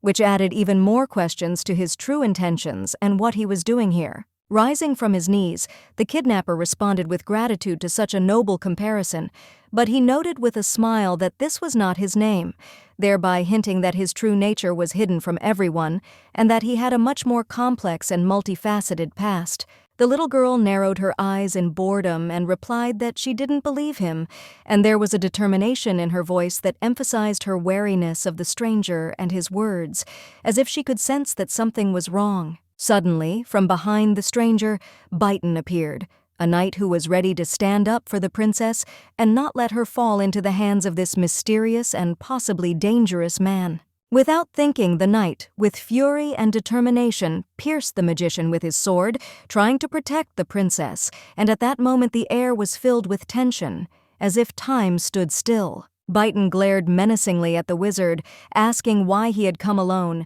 Didn't he have his head if he was going to act so stupidly? Since there was clearly something wrong with this sinister plan. The guy, not paying attention to the situation, grabbed the maid and pushed her aside as if she was of no importance in this conflict, which added even more fear and anxiety to the atmosphere. The maid, falling on her knees, crying, asked the little girl if she was all right, and her voice was full of anxiety, for she could not bear the thought that the princess might be in danger. It turned out that the magician did not resist, because in fact he was in a completely different place, sending only his magical projection to the palace, which emphasized his incredible strength and ability to manipulate the surrounding reality. Byton's blade was pointed at the kidnapper's neck, and a heavy tension hung in the air, creating the feeling that at any moment something terrible could happen that would change the course of events forever. With a grin on his face, Byton stated that he had outstanding skills in finding evidence of someone's guilt, and his confidence sounded in such a way that it caused fear in even the bravest, since he knew how to find the truth. With cruelty in his voice, the boy added that he would not leave any evidence and could easily finish off the magician right then and there, showing that he was ready to go to extreme measures to protect the princess. The servants, overcome with fear and with bated breath, stood at a distance with the little girl, watching what was happening with indescribable horror, because they could not understand how this dangerous situation would end. Byton, without losing his composure and with a forced smile on his face, said that he would definitely find the magician in reality and punish him for attempting to kidnap the lady, determined to restore justice. Slowly, the wizard began to disappear after the knight's sword swung, and his figure dissolved into the air like a shadow, leaving behind an atmosphere of uncertainty and anxiety that enveloped everyone present. The servants, kneeling down,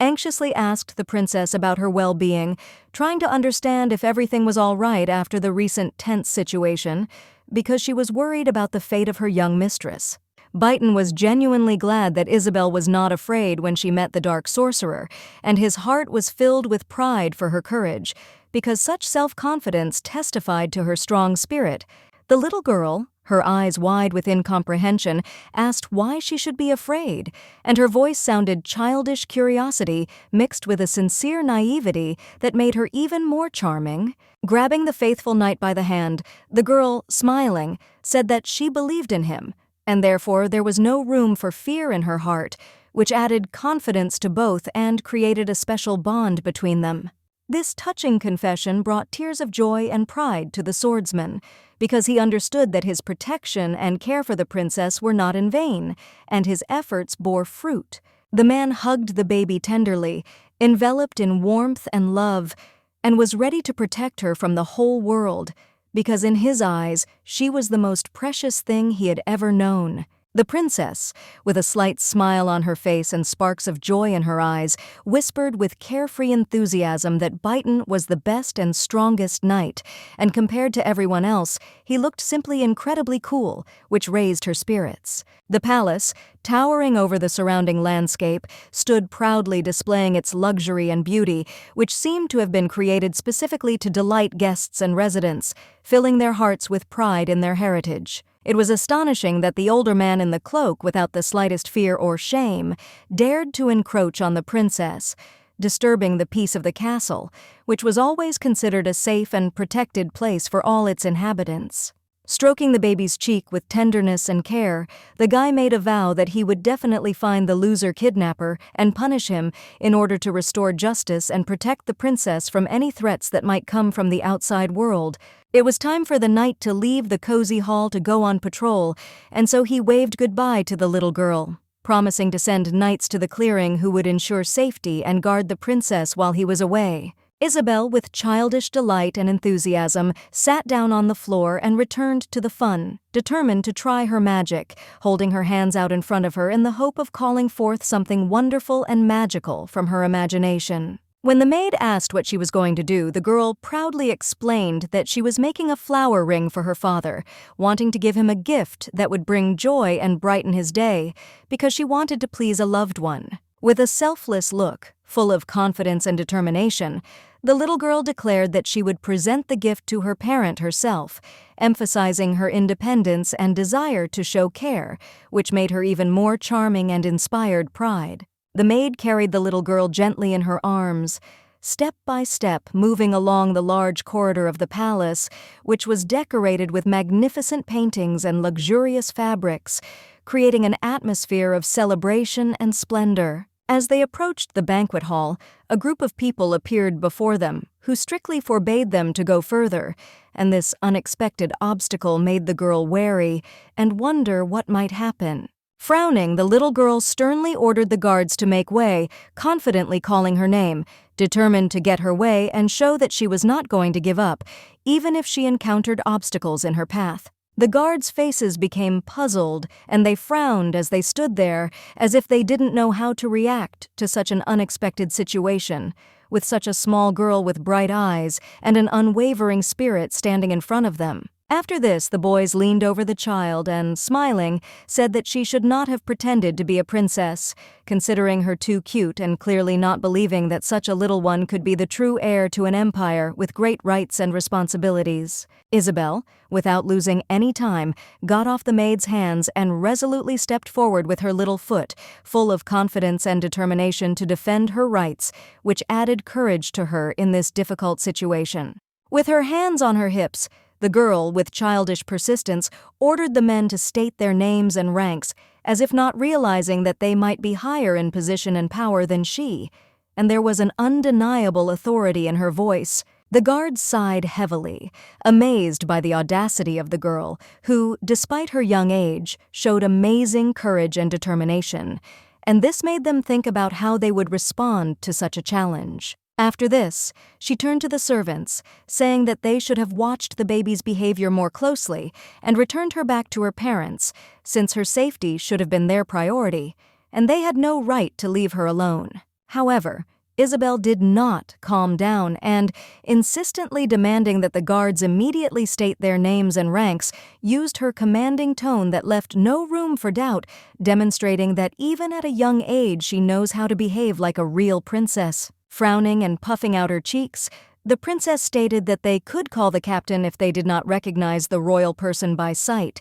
emphasizing her importance and status, and this made the guards think about their duty and obligations. Now she was being watched by many eyes, and so the girl had to act carefully and decisively, as she was a representative of blue blood, which imposed certain obligations and expectations on her from society. A man dressed in white robes stood in the middle of the hall and showed off his gift to the emperor, which was a large container filled with manna created by the Mages Association, and his pride in this achievement was obvious. The empress sitting next to her husband spoke quietly to him, their hands close, creating an atmosphere of trust and understanding between them, for they both knew how important this moment was for their empire and the future of magic. Covering her face with her hand, the girl said that the ruler should thank a man named William for such a wonderful gift, because generosity and attention should always be appreciated, especially when it comes to something important for the empire.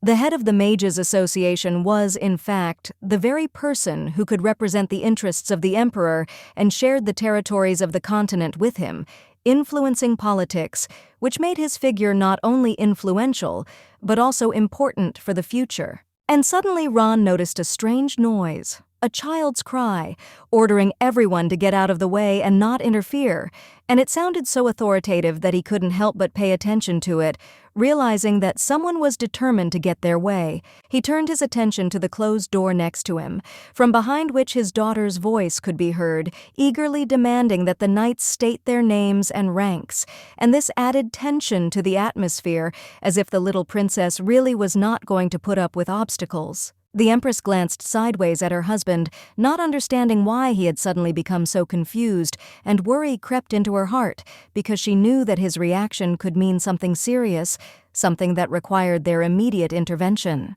Therefore, the lady took on her husband's duties and thanked the magician for such a wonderful gift, emphasizing its importance to the kingdom and expressing the hope that in the future they would definitely cooperate to increase all the blessings. While the lady was talking about her plans and expectations, Ron began to rise from his throne, his majestic presence adding confidence to everyone around him, as his decision always carried great significance for all members of the court. After he stood up, the man loudly declared for the princess to be let inside, and his voice was so powerful and authoritative that it left no room for discussion or doubt on the part of the guards. The guards winced violently at the cold order, and surprise flashed in their eyes, for they knew they had to act quickly to avoid disturbing the peace and incurring the ruler's wrath. They immediately began apologizing to the princess, begging her to politely come inside, realizing the seriousness of the situation and wanting to correct their mistake as quickly as possible. The little girl, full of determination and confidence, grabbed the man's gloved hand and held it tightly in her little palm, feeling that she was safe next to this noble man. With a smile, holding on to the wanderer's fingers, Isabel forgave him for his mistake, for in her soul there reigned nobility and a desire to give everyone a chance to correct themselves, even if they were wrong. The guard was deeply touched by such kind words, and his heart was filled with warmth from the princess's sincerity, because she, despite her young age, showed amazing nobility and wisdom. With a chuckle and a playful glint in her eyes, Isabel promised to forgive him for his mistake if he bought her some jelly or brought her some sweets next time, because childish spontaneity could always melt the hearts of adults. The door that opened before them was all in gold, sparkling in the light and creating an atmosphere of magic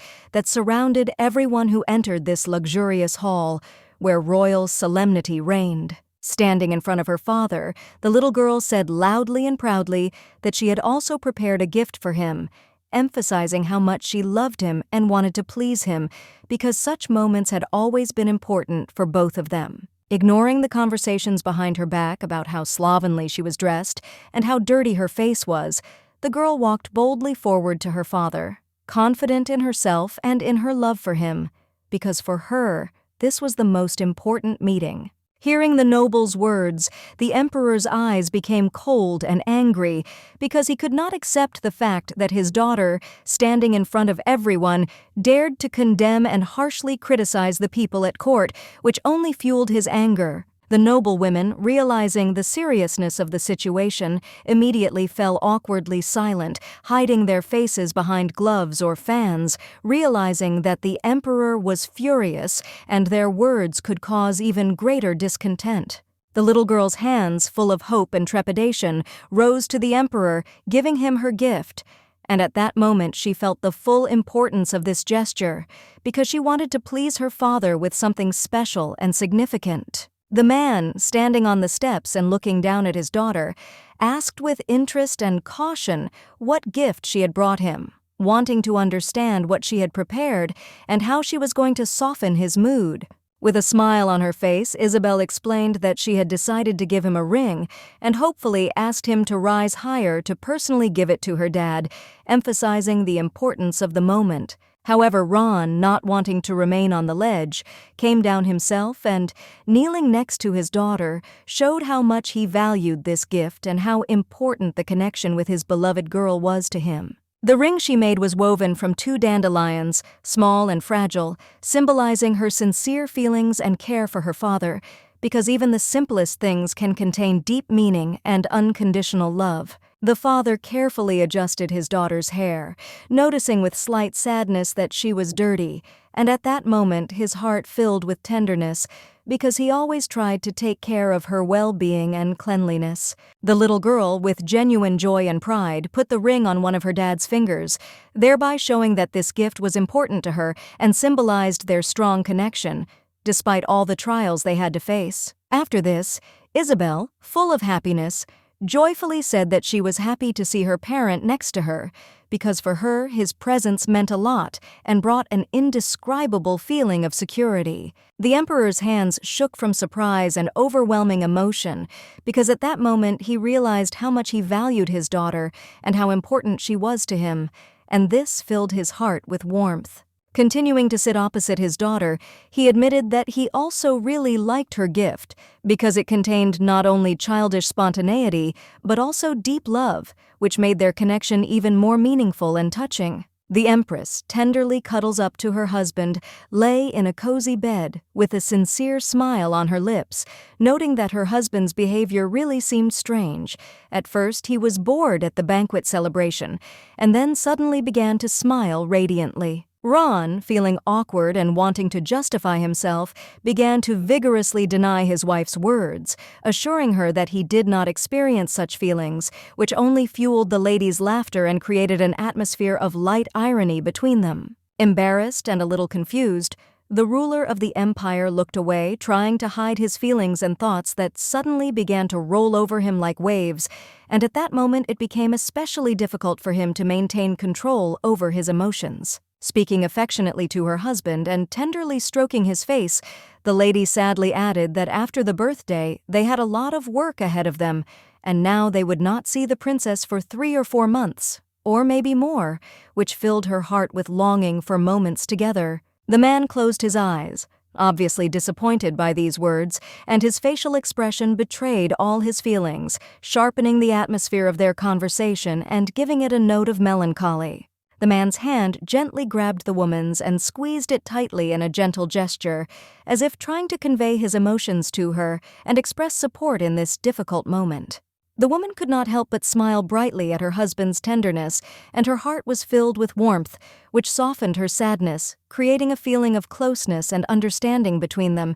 He, like a true gentleman, gave his wife a kiss on the palm, which became a touching moment of their mutual love and respect for each other, despite all the trials. Suddenly there was a noise and the door creaked open, interrupting their tender moment, and a man walked in while the princess, comfortably seated in her chair, continued to enjoy her meal. It was Ron, dressed in a white shirt and vest, with dark pants, and his hair was neatly combed to the side, giving him a stylish and confident look that could cause admiration. The little girl immediately jumped up from her seat and rushed to her father, because they had not seen each other for a long time, and the joy of the meeting filled her little heart. Leaning closer and reaching forward, Ron explained to his daughter that he and her mother would not be able to visit her in the near future, which caused her slight confusion and anxiety. After this, the man put his hand on the baby's head and added that they were leaving for work, trying to soften her grief from this news so that she would understand that they had not forgotten about her. Isabel, having learned that her parents would only return for her birthday, began to nervously squeeze her palms, realizing that this waiting time would be so long, and sadness from separation crept into her soul. Being a smart girl, Isabel thought that her parents would return to her only in 8 months, and tears sparkled in her eyes from the realization of the long wait, which seemed endless to her. The emperor's lips began to tremble as he tried to suppress a smile, hearing the little girl declare with tender sincerity that she would miss her mother and father. This childish purity and sincere feelings touched him to the depths of his soul and made his heart fill with warmth. He extended his arms to his daughter with the gentle intention of hugging her and holding the baby close to him, trying to convey all his love and care so that she would feel his support in this difficult moment. However, before he could do so, his body suddenly tensed up, and as he clenched his hands tightly into fists, he felt the veins on his arms bulge, causing him to feel anxious and uneasy. Isabel, with her head cocked to the side in confusion, asked with genuine interest and concern what had happened to her father, sensing that something was wrong and wanting to understand how she could help him in this difficult hour. In response to her question, Ron promised that he would try to return as soon as possible, gently stroking her hair with his hand, as if wanting to calm her down and assure her that he would still remain close to her in his heart, despite the distance. After this, the ruler, full of love and tenderness, leaned down and gave his daughter a soft and warm kiss on the forehead, which became a symbol of his care and promise that despite all the difficulties, he would always protect and love her. Baitan walked confidently through the closed door where he was to meet the emperor and, with his hands behind his back, pushed him down, demonstrating his loyalty and determination in the performance of his duties.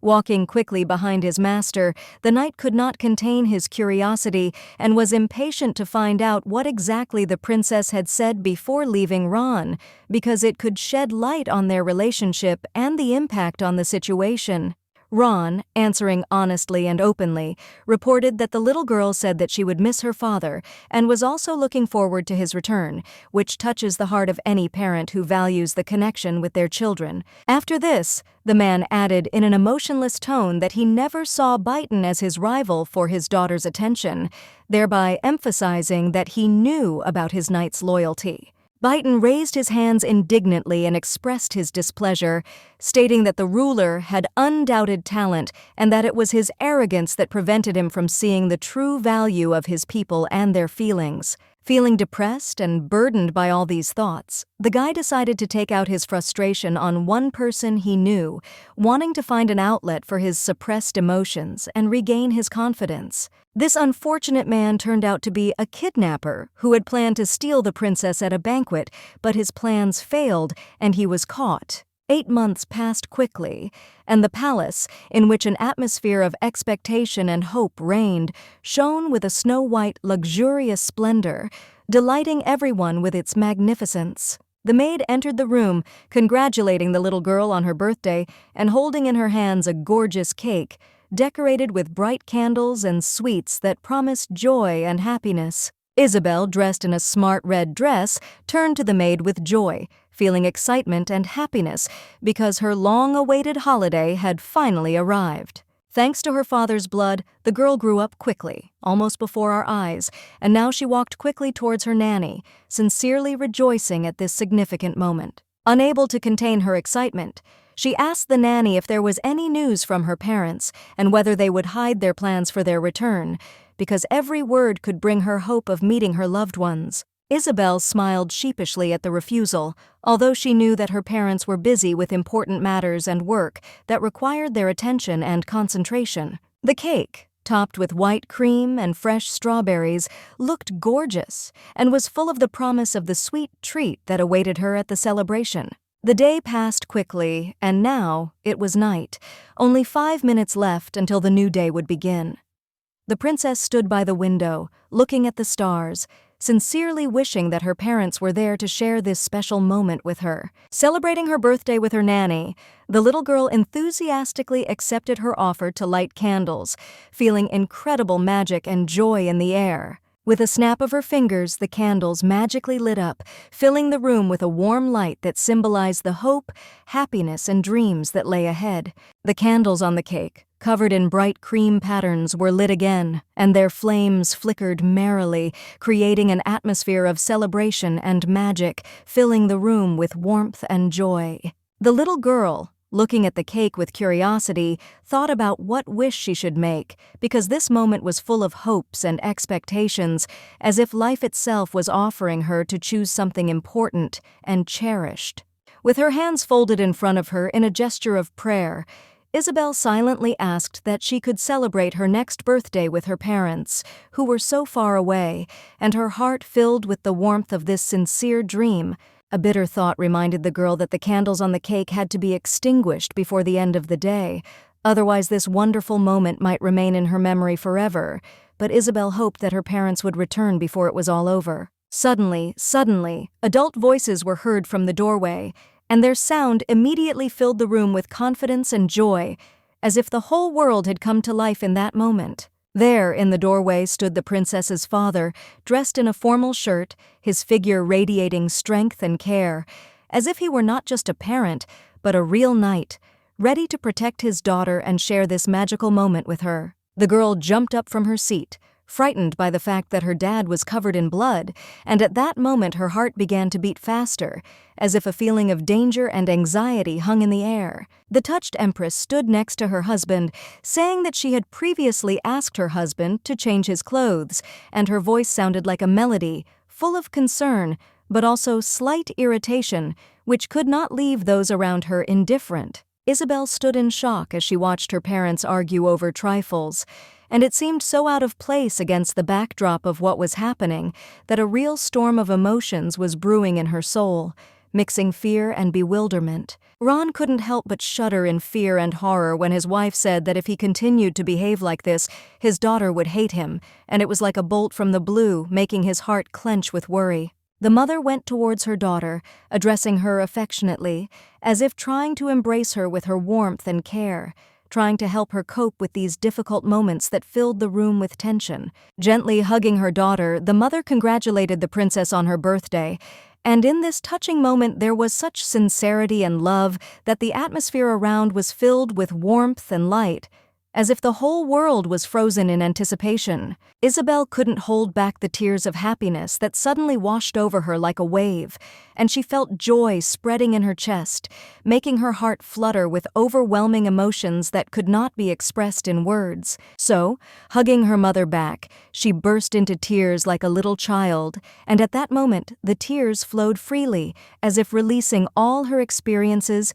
fears, and joys, filling her world with light and hope. Her palm gripped the lady's dress tighter, not wanting to let go, and this feeling was so strong that it seemed as if they were connected by invisible threads of love that could withstand any test. The emperor stood awkwardly nearby, not daring to join them, feeling out of place in this touching moment, as if he had broken the harmony that reigned between mother and daughter, and his heart was filled with a kindly melancholy. The little girl cried, lamenting how she liked it when her mother hugged her, and in those moments she felt safe, as if the whole world froze, and only their love remained unchanged and bright, like the light of the sun. Isabel fell asleep tiredly in the arms of the noblewoman while she watched her tenderly with her husband, and it was such a touching sight that their hearts filled with warmth and pride for their little princess. The bright light from the window shone through the curtains, swaying in the wind, creating soft highlights and shadows in the room that played as if they wanted to tell a story about how quickly time flies in this magical place. The man, sitting in the corner of the room, was reading a book, while the princess slowly woke up on the bed and, rubbing her eyes with her hand, tried to understand where she was, and her innocent look reflected all the purity and freshness of the morning awakening. There, in the chair next to her, sat the father, engrossed in his reading, and he was amazed at how familiarly his daughter called him, as if in their world there were no barriers between parents and children, but only love and mutual understanding. Jumping out of bed, the little girl apologized, but with some seriousness noted that familiarity was not always appropriate, and her words sounded like the wisdom inherent only to those who know how to value the boundaries of personal space. Coming closer to her father, Isabel asked if she could call him that affectionately when they were alone, and having received consent, felt joy and warmth spread through her heart from this connection. Opening her mouth, the princess added that since she was already 5 years old, she should behave like an adult, with dignity and grace, because she realized the importance of her behavior and how it reflected the family. Putting his hand on his daughter's hair, Ron stated that she was still a child, and hidden in that statement was the tender concern of a father who would always protect and support his daughter no matter her age. Isabel smiled sweetly and repeated the words she had previously spoken to her mother, also addressing them to her father, that she was glad to see him here next to her, and in this confession there was a sense of sincerity and happiness, as if they were inextricably linked. The man's mouth dropped open in surprise, and his cheeks flushed slightly with embarrassment, as if he had become young and vulnerable again, feeling all the love that his daughter generously gave him in this simple but important moment.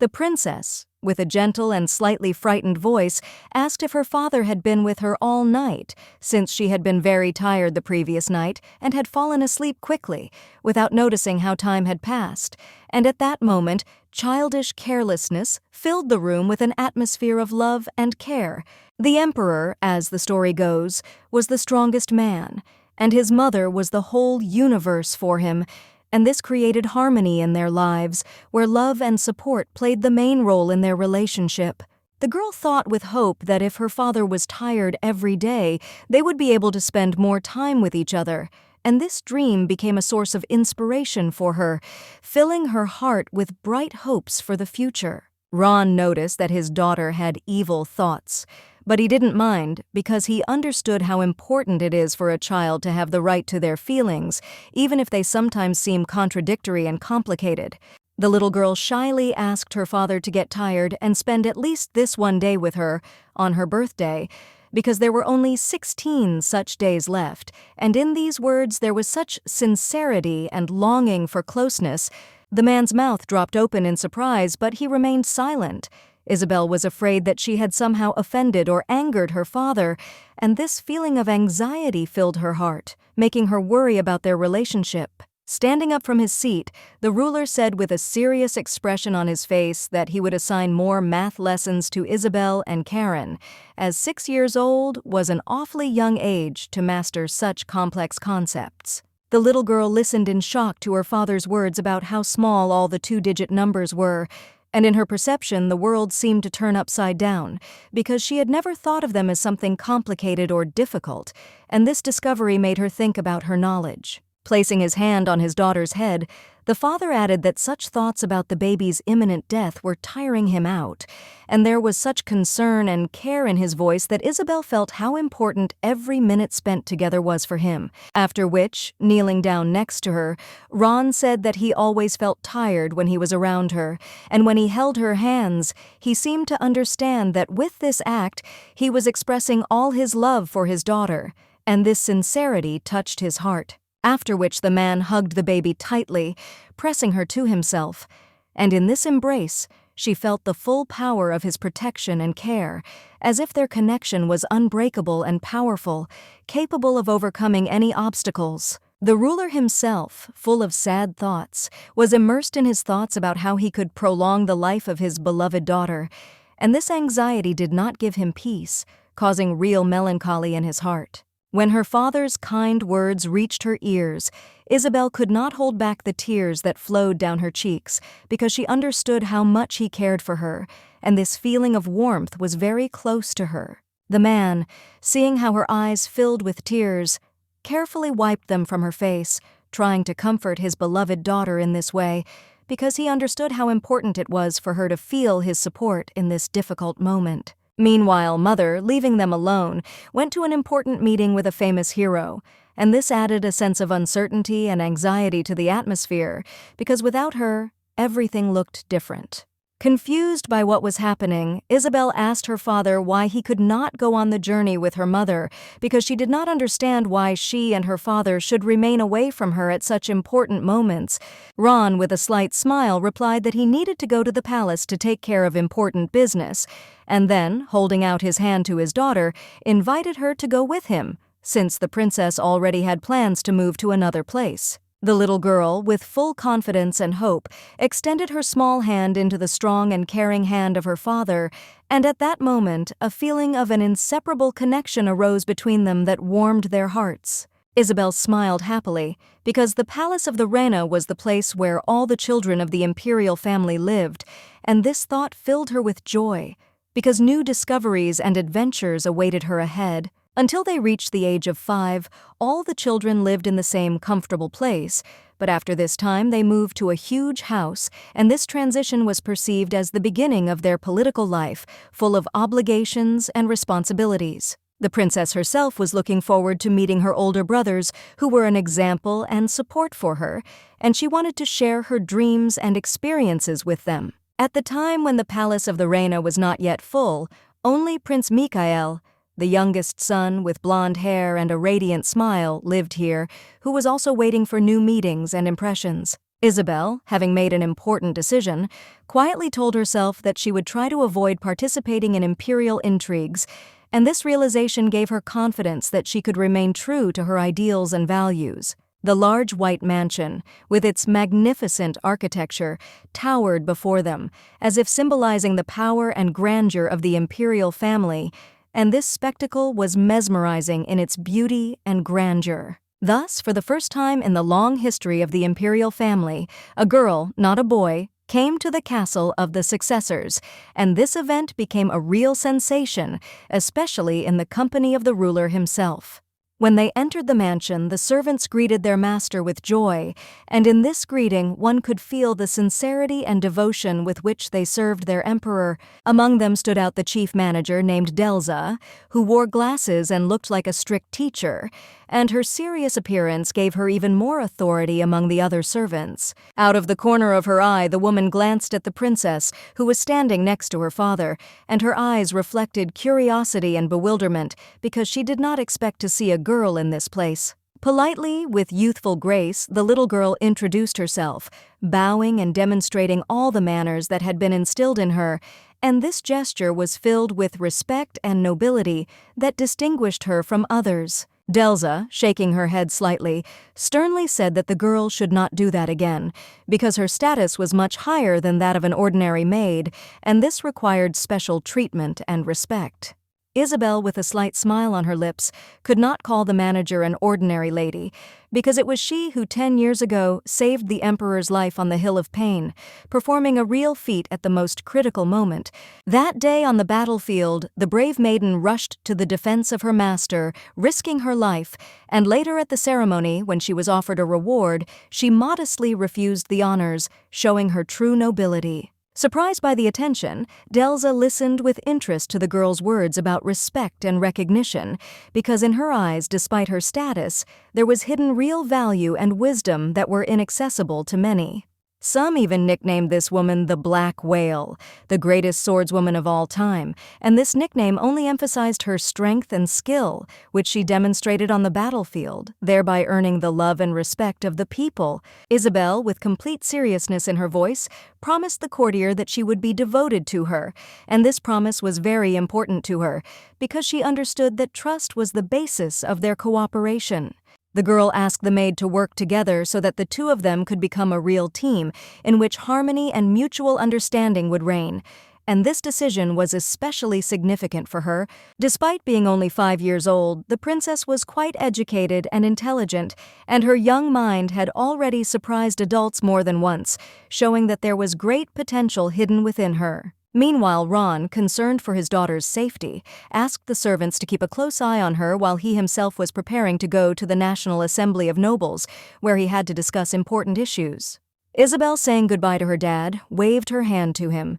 and in her eyes one could read that bright feeling that only a father could give to his daughter, creating an atmosphere of warmth and love. The emperor walked majestically down the corridor, and at that moment the maid thought that the king should be more careful, otherwise his daughter could become his weakness, no matter what that meant. They were soon joined by another young man who stepped forward with ease, and his appearance promised new opportunities and intrigues in their lives. A sly smile played on the boy's lips, full of youthful confidence and enthusiasm, which indicated that he was ready for the new adventures that awaited him ahead. With a loud cry of delight, he jumped down from the railing, causing surprise to everyone around him, and joyfully announced that finally his competitor, with whom he had been competing for so long, had appeared in the castle, which only fueled his excitement. The princess, seeing her older brother after a long time of separation, opened her mouth in surprise, not believing her eyes,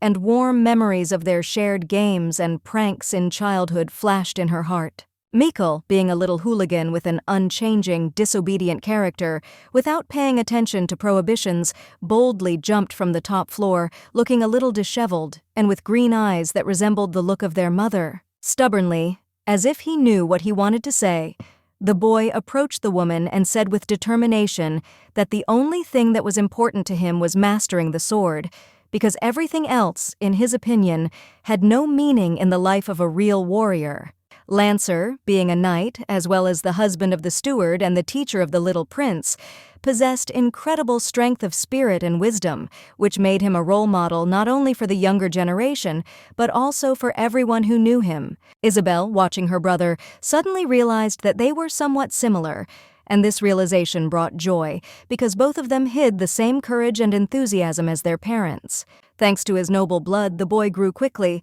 and although he was still a child, his appearance already began to resemble a teenager, which gave him self-confidence and ambition. The girl turned to her brother and smiled, and remarked that he looked very nice, and this simple confession filled his heart with warmth and pride that his sister cared for him so much. The little girl, with a gentle smile on her face, reminded her brother that they had seen each other at the sword selection ceremony, and there was a note of nostalgia in her voice, because that day had left an unforgettable impression in their memories. The manager stood to the side, watching the emperor's children, and in her eyes one could see pride in their achievements and hope for the bright future that they would create together. Mikhail, shocked by the girl's impudence, could not contain his surprise when she said stupid things and teased her brother, because for him it seemed both funny and annoying. Deciding to change the subject, Isabel asked her little brother if he was really strong, and when he answered in the affirmative,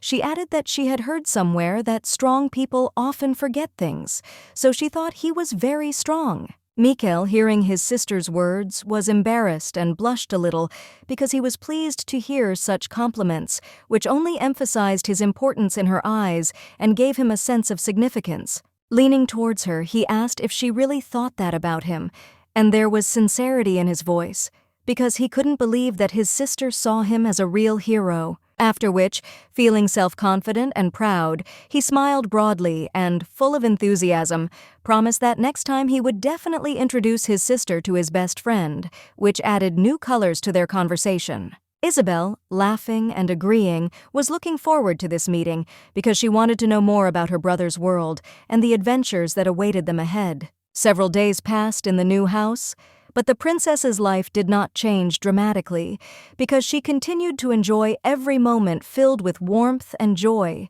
despite all the changes around her. Dressed in a new blue dress, the girl with lively eyes and shiny hair listened attentively to her interlocutor, absorbing his every word as if it were the most important thing in the world. Lancer, a wise fencing teacher, carefully explained that the princess could not master the sword technique that was unique to the imperial family, since it required not only physical strength, but also a special grace of movement. So the man with a kind smile suggested playing house, thinking that such a game would help the princess better understand the basics of fencing. Suddenly, the manager came up to them from behind, asking sternly. The knight's wife, possessing a powerful aura, frightened those around her with her authority, and strictly ordered her husband not to fool around, but to teach the fencing lesson to the little girl with complete seriousness so that she could learn all the subtleties of this noble art. Delza, strict but fair,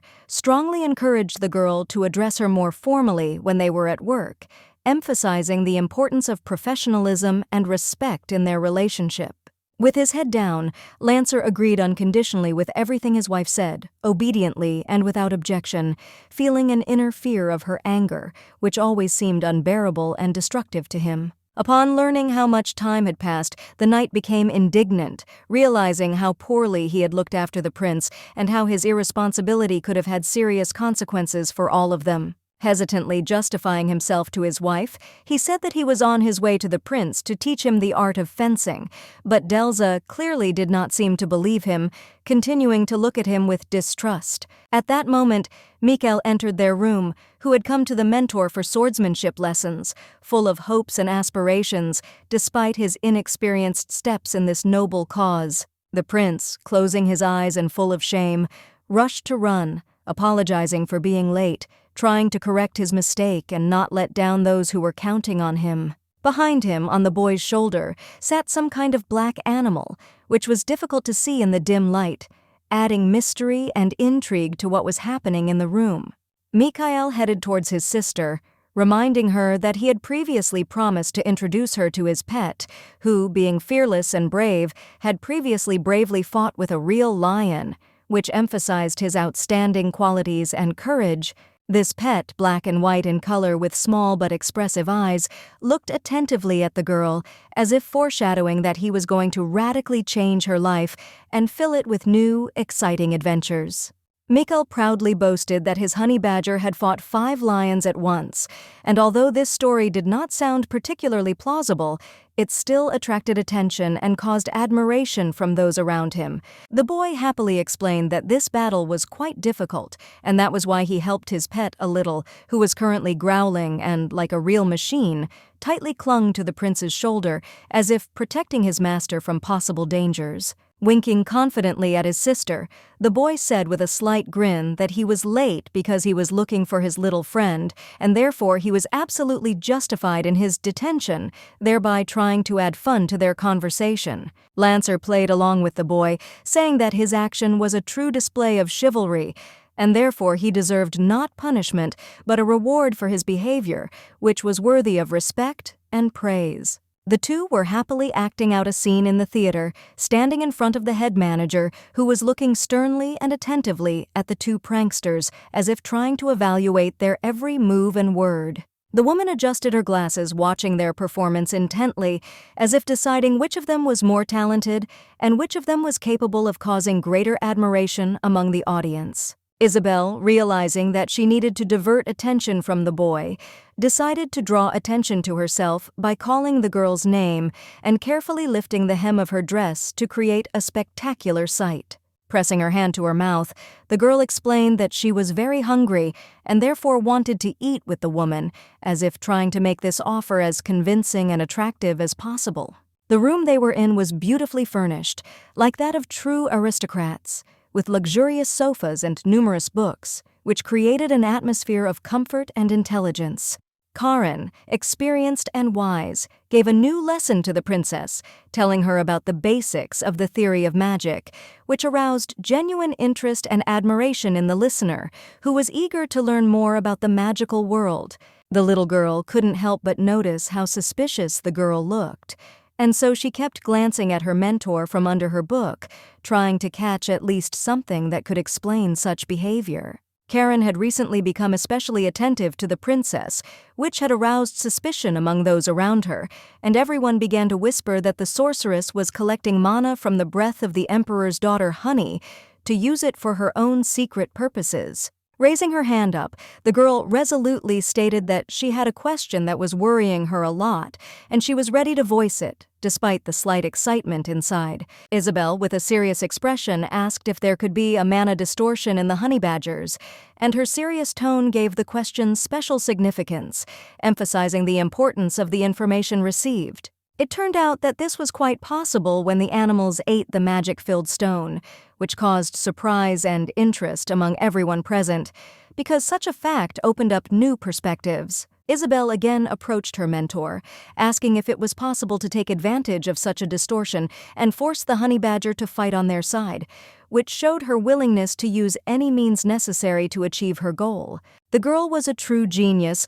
possessing a unique talent to mentally see magical flows of mana, which made her special among her peers, because such a gift was extremely rare and was worth its weight in gold. The teacher became serious and asked the student sternly if she had felt anything strange lately, and there was a note of caution in her voice, as if she was looking for confirmation of her fears. The little girl folded her hands in front of her and, nervously playing with her fingers, explained that she had seen something strange, but thought that she could make friends with the evil honey badger, which showed incredible courage and determination. Karen leaned towards her student and suggested that they study the limits of the princess's mana together to find out how to use her enormous abilities to their full potential and avoid potential problems. Several days passed, and Isabel was carefully studying the documents scattered before her, immersed in reading as if looking for the key to solving her problem. The mentor stood nearby, pointing to the theorem and equations on the paper,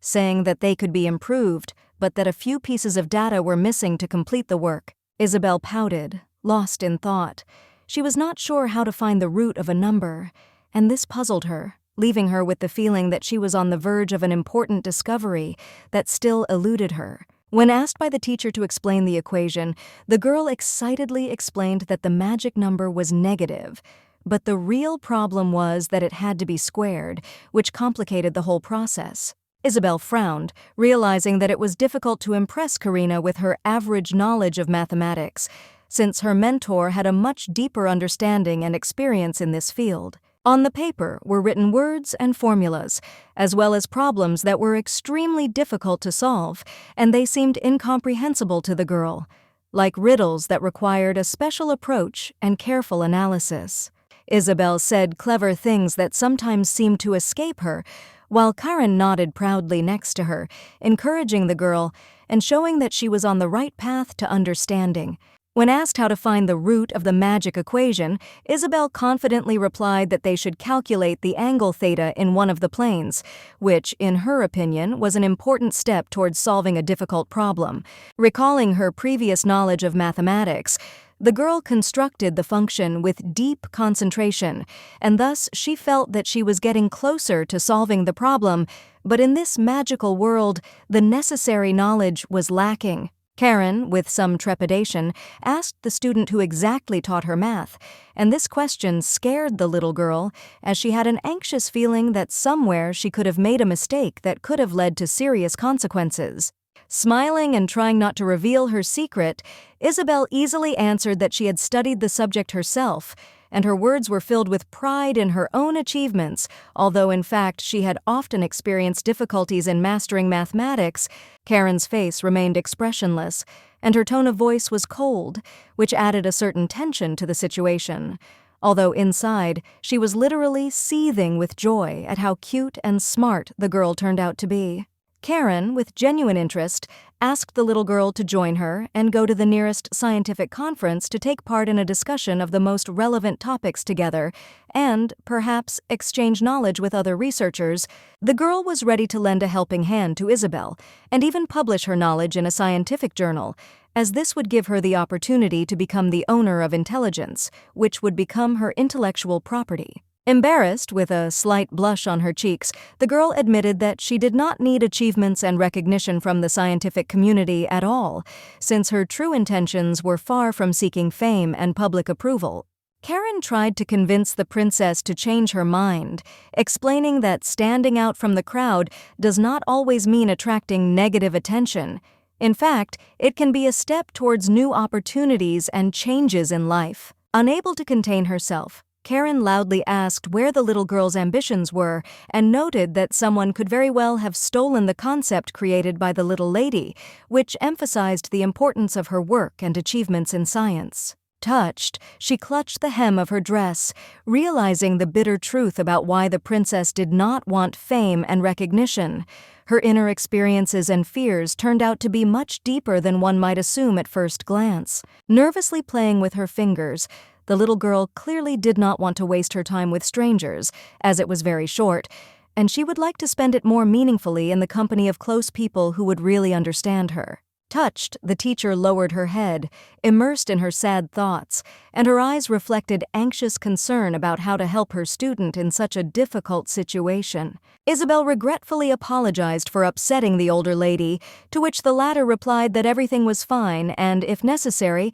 she was ready to go to the conference herself to support her in this important step. On the girl's hand, on her wrist, was visible the sign of an hourglass, the seal of a curse and death, which reminded her of the dark fate hanging over her and of the time that was passing irrevocably. Since the beginning of recorded history, there had been no recorded cases of a person surviving a curse, and this thought added a special sense of anxiety and tension to the situation. The mentor gently took the princess's hand and squeezed it tightly, trying to convey her support and confidence that they could overcome any difficulties together. The honey badger looked up when he was found, his black eyes sparkling with curiosity, his fluffy fur looking even more attractive in the light of the world around him. Mikhail, with obvious self-control and self-confidence, declared that no one could hide from him, but at that very moment his pet, without waiting for his further words, suddenly bit the boy on the finger, which led to an unexpected development of events. There was a loud, angry cry, and the boy, deeply outraged by what had happened, began to actively protest, wondering why his pet, whom he trusted, had decided to bite him, as if it were something natural and habitual. The princess, standing nearby and watching what was happening, remarked with a smile that with such a cruel skin as this animal, the bite of its teeth would seem to him nothing more than an ordinary tickle, which added even more frivolity to the situation. With a merciless tone, the lady said that the pet hardly considered the boy his friend, and that was why Mikhail looked like a real egoist who did not seem to understand the feelings of other creatures around him. The boy, his eyes wide with surprise, asked how the princess could have known his secret, while in one hand he held his honey badger, and with the other, pointing to the animal, expressed complete bewilderment at her insight and knowledge. With a smile that could brighten even the darkest day, the beauty announced that she had simply combined the magic formula,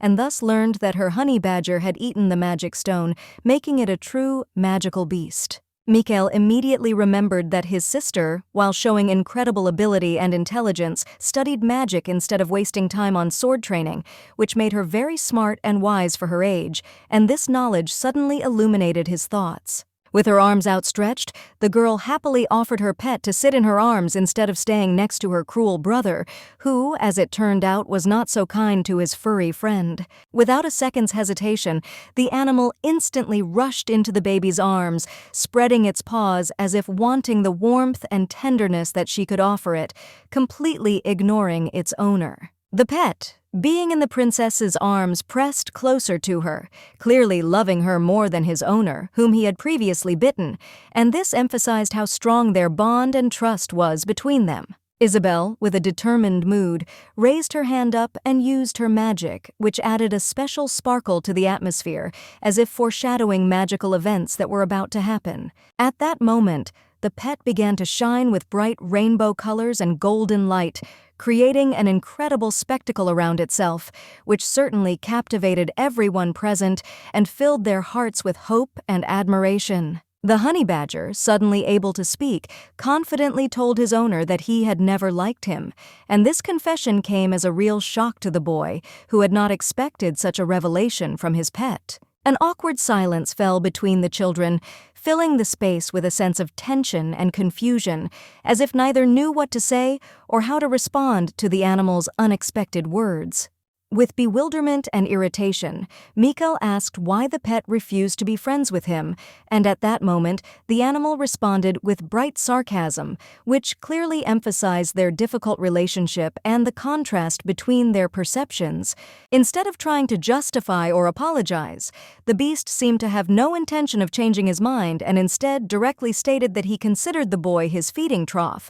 causing him to freeze in complete shock, unable to comprehend what he had heard. Given a second chance to express his feelings, the pet did not change his opinion of Mikhail, and, with slight contempt, called the prince an idiot, which once again confirmed how badly their relationship was spoiled and how difficult their interactions were. After this, the honey badger snuggled closer to the princess and affectionately called her his protector, which made the moment even more touching and emphasized how much the animal appreciated her support and care in difficult times. The animal quickly became attached to the lady and began to call her his mistress and favorite, which clearly indicated how deep and strong their connection was, even despite the recent misunderstandings between him and Mikhail. To the girl's surprise, the honey badger said the word surname as he sat on her hands, and this moment became a real revelation, showing how far they had come in understanding each other and the animal's magical abilities. After thinking for a while,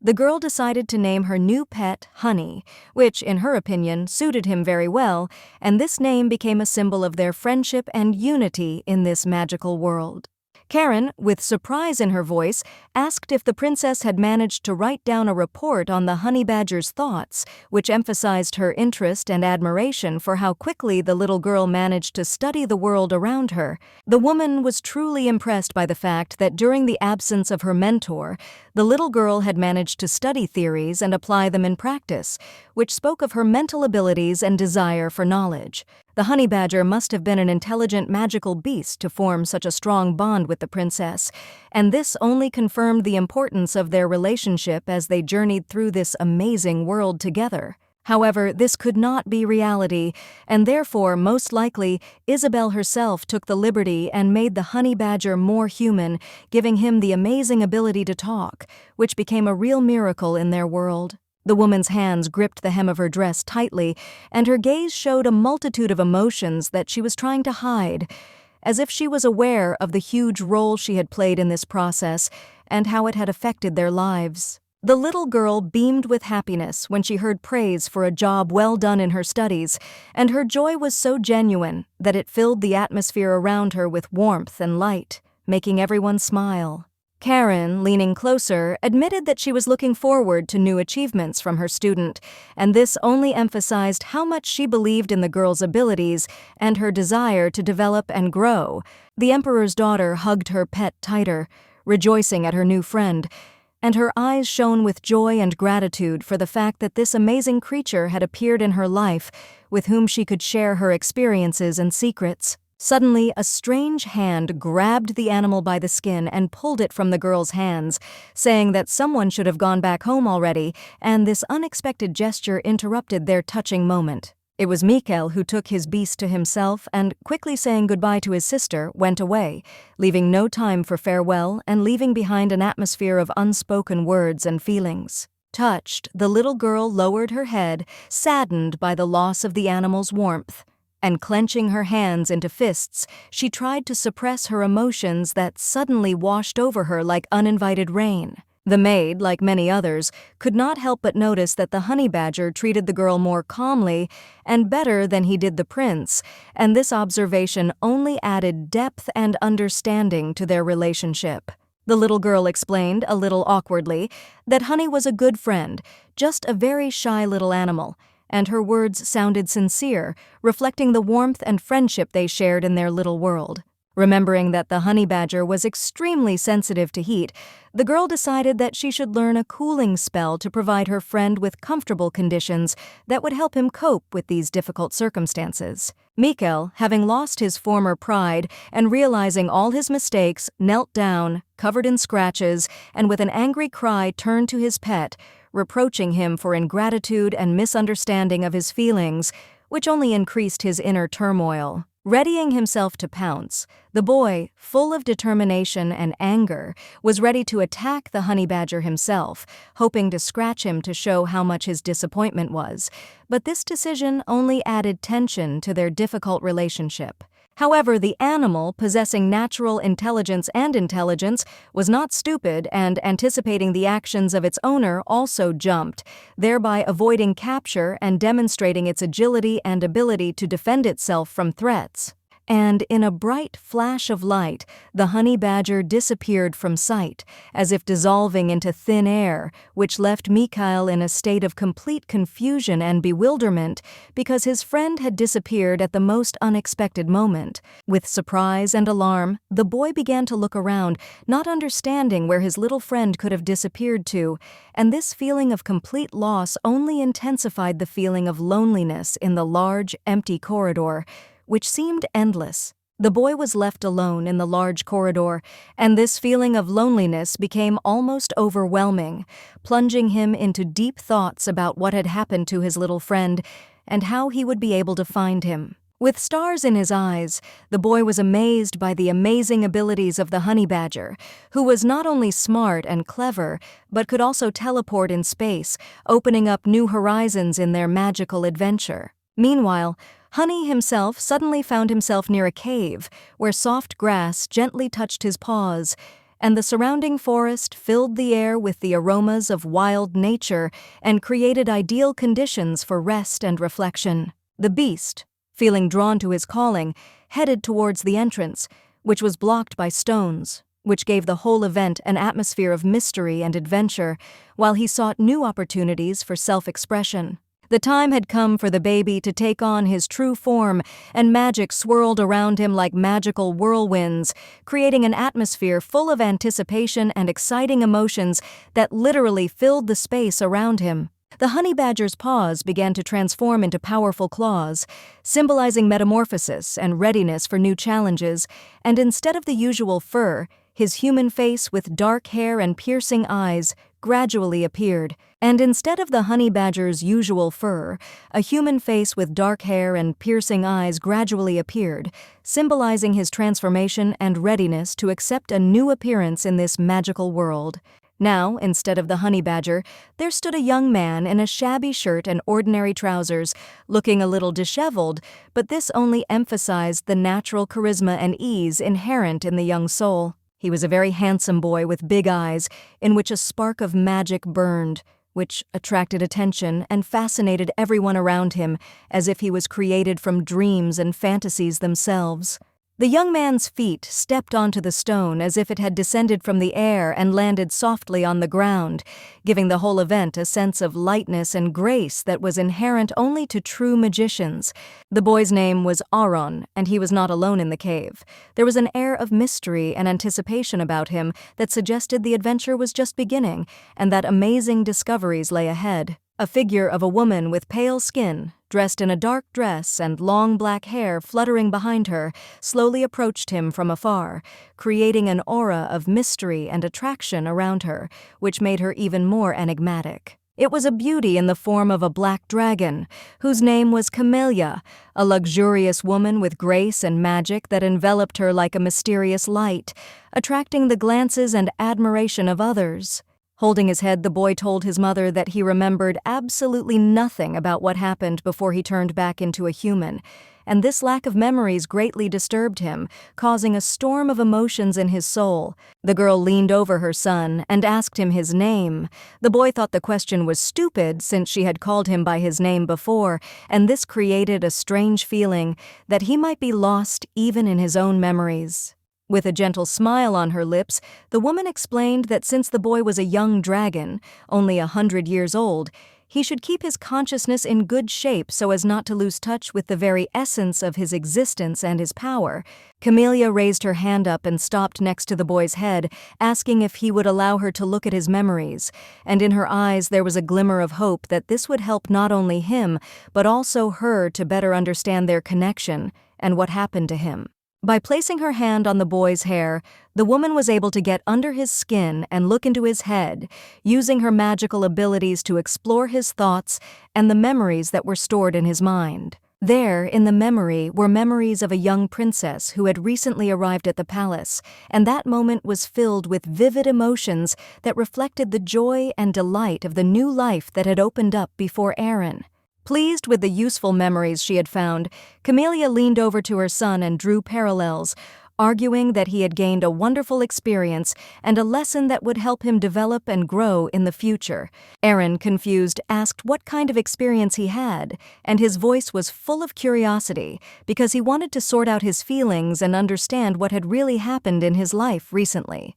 The woman, tenderly telling her son that he should do some things to grow up and become a good adult, and at that moment they were sitting in a luxurious room, surrounded by magnificent furniture that emphasized their status. When asked if he wanted to hear an interesting story, Aaron nodded and his eyes lit up with anticipation because he knew that every story his mother told was always full of wisdom and amazing adventures that enriched his soul. Raising her finger up, the woman began to tell that a long time ago there lived a black dragon who called himself the personification of destruction and secrecy, and this name became a symbol of his power and mystery. Aaron didn't get angry and said that the name was very crazy, as if it was invented by a 5-year-old child, which added lightness and fun to the conversation, because in his eyes this name looked completely ridiculous and funny. It was known to all that dragons were born predators, and from birth they had innate instincts that made them excellent hunters and magicians,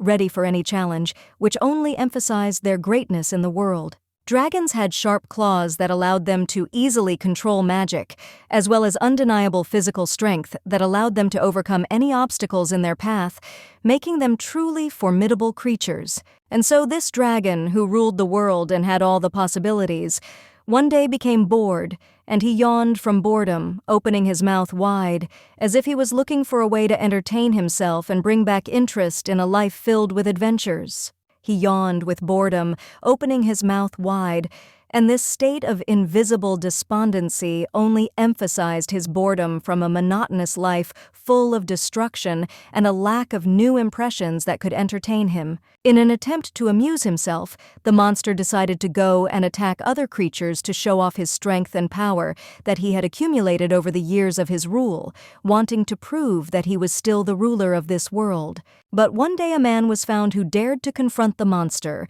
and was not afraid to stand in his way, ready to challenge the dragon's power, which in itself was already a significant act, full of courage and determination. The dragon stopped destroying everything in its path when a man appeared before it, who decided to calm the monster down by giving it a gift that could change their relationship and bring back at least a bit of happiness and peace to it. By giving the monster a ring with a precious stone, the man hoped to calm the dragon and establish contact with it that would allow them to understand each other on a deeper level than was previously possible. It sounded ridiculous, but that's how it was. A man fell in love with a dragon and promised to make him happy if he accepted the ring, and this promise became the beginning of an amazing journey that changed the destinies of both creatures forever. Despite his stupidity, the man was nice and sweet, always smiling, and this good-natured nature of his created an atmosphere of warmth and comfort around him that could overshadow even the darkest moments. The mother explained to her son that kindness was a terrible force in this world, and it was worth fearing, because such kindness could attract both positive and negative consequences, which everyone should remember. After this incident, the scaled monsters began to realize that they were not perfect and began to behave differently, realizing that it was important to be mindful of their actions and consider the feelings of other creatures. Therefore, a law was established according to which small dragons like the boy had to study so as not to harm themselves and others, because knowledge about the world around them made them stronger and wiser. Living as other animals became necessary to understand how other creatures lived, and this helped dragons develop empathy and build relationships with other creatures in their diverse and complex world. But for complete immersion, the dragon's consciousness was erased so as not to interfere with its development and not to distract from important moments that were supposed to help it adapt to the new world and its rules.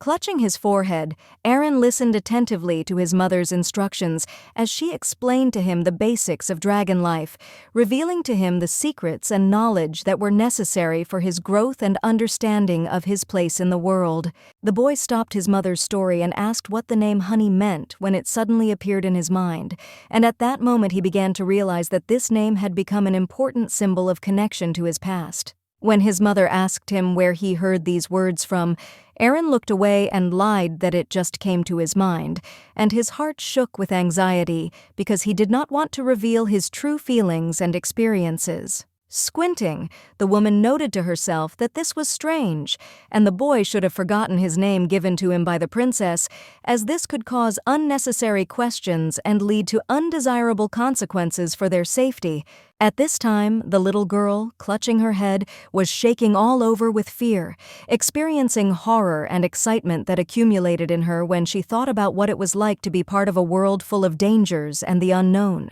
The knight, telling the story of the evil black dragon, suddenly realized that he had frightened the little girl because his words painted too vivid and scary pictures that could make her heart beat faster from fear and anxiety. The man himself did not remember the full name of the scaly monster and continued to call it something like "something there," which only emphasized his own misunderstanding and unwillingness to delve into the details associated with this terrible creature. Hiding her face behind her hands, the princess was horrified to learn that the dragon was destroying everything in its path and was a real monster, capable of causing horror and panic in everyone who was near it. The look of the huge eyes with lights inside was terrifying and piercing, giving the feeling that behind this look there was not only a bestial nature, but also deep emotions full of anger and sadness. Isabel couldn't shake the feeling that the black dragon had been somewhere near her all this time, as if his presence was a part of her life, a reminder that fear and danger could always be closer than it seemed.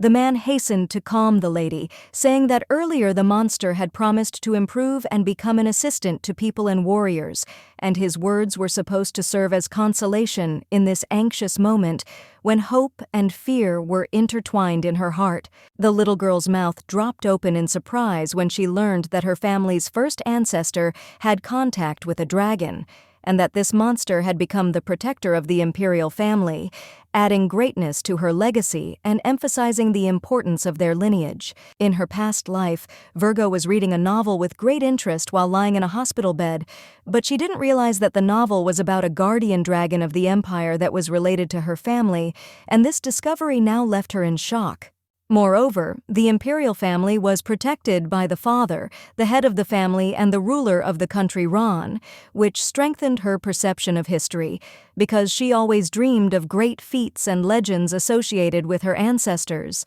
Lancer couldn't help but be happy at how sweetly the girl defended her father, and his heart filled with pride at her bravery, as she showed the confidence and loyalty that was so valuable during their difficult times. Mikhail, sitting with the magic stone in his hand, grimaced at the unpleasant taste that surprised him, and this expression added comedy to the situation, making everyone around him smile and laugh. Across from the boy sat a girl, watching as her brother nearly shattered his teeth after trying to eat the magic stone, and her eyes filled with worry and laughter as she realized how reckless he had been to want to test the stone's power. The stone was passed from hand to hand as if it were a valuable artifact that not only attracted attention, but was also full of magic, ready to reveal its secrets to those who dared to use it. In the hands of the princess was a magical element associated with the breath of the wind, blue in color and shining like the morning sun, which gave it incredible beauty and attractiveness,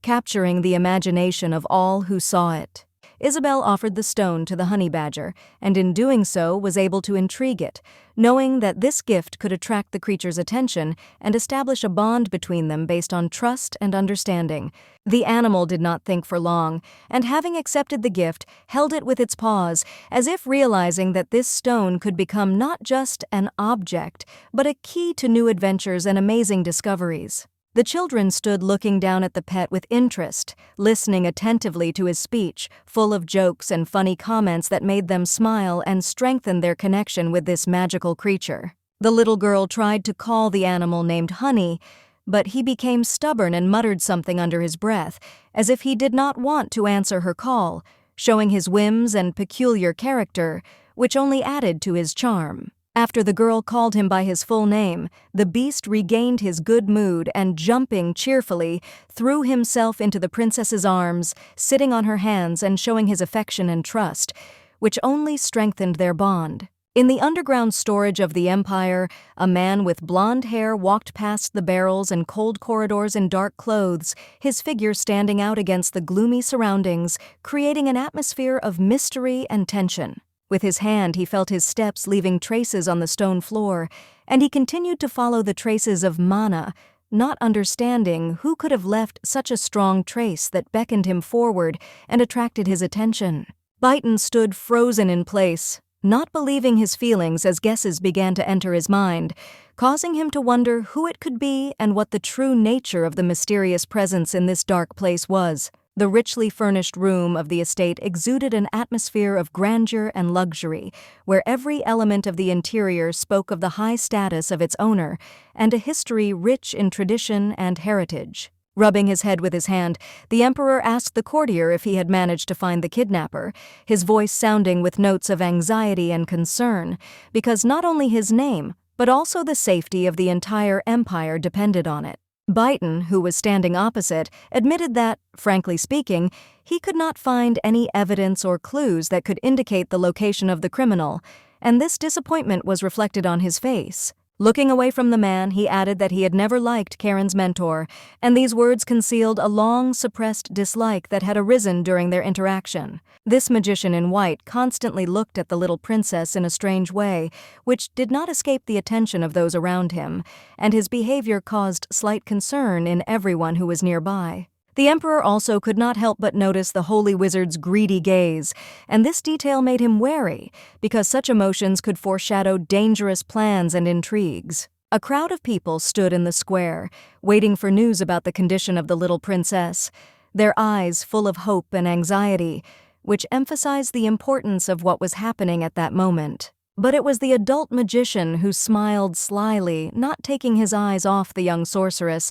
and there was something suspicious in his eyes that made those around him feel slightly uneasy about his intentions. The emperor could not help but agree with his assistant that the kidnapper should have been caught and punished then and there, since not only the restoration of justice, but also the safety of the entire empire depended on this. Ron was angry at the knight for failing to catch and find the escaped villain, and this disappointment underscored his sense of responsibility to protect his people and loved ones. Byton, turning the spotlight on the situation, said that their underground storage facility had frozen, and this news caught the attention of everyone present, raising many questions about the cause of such an incident. However, he did not believe that it was a planned crime. Rather, he assumed that it could simply be an explosion of mana, and his certainty of this added a pinch of levity to the general atmosphere of alarm. Coughing into his fist, the guy added that it was more of a beginner's mistake, and his voice sounded confident that such a failure should not be a reason for panic,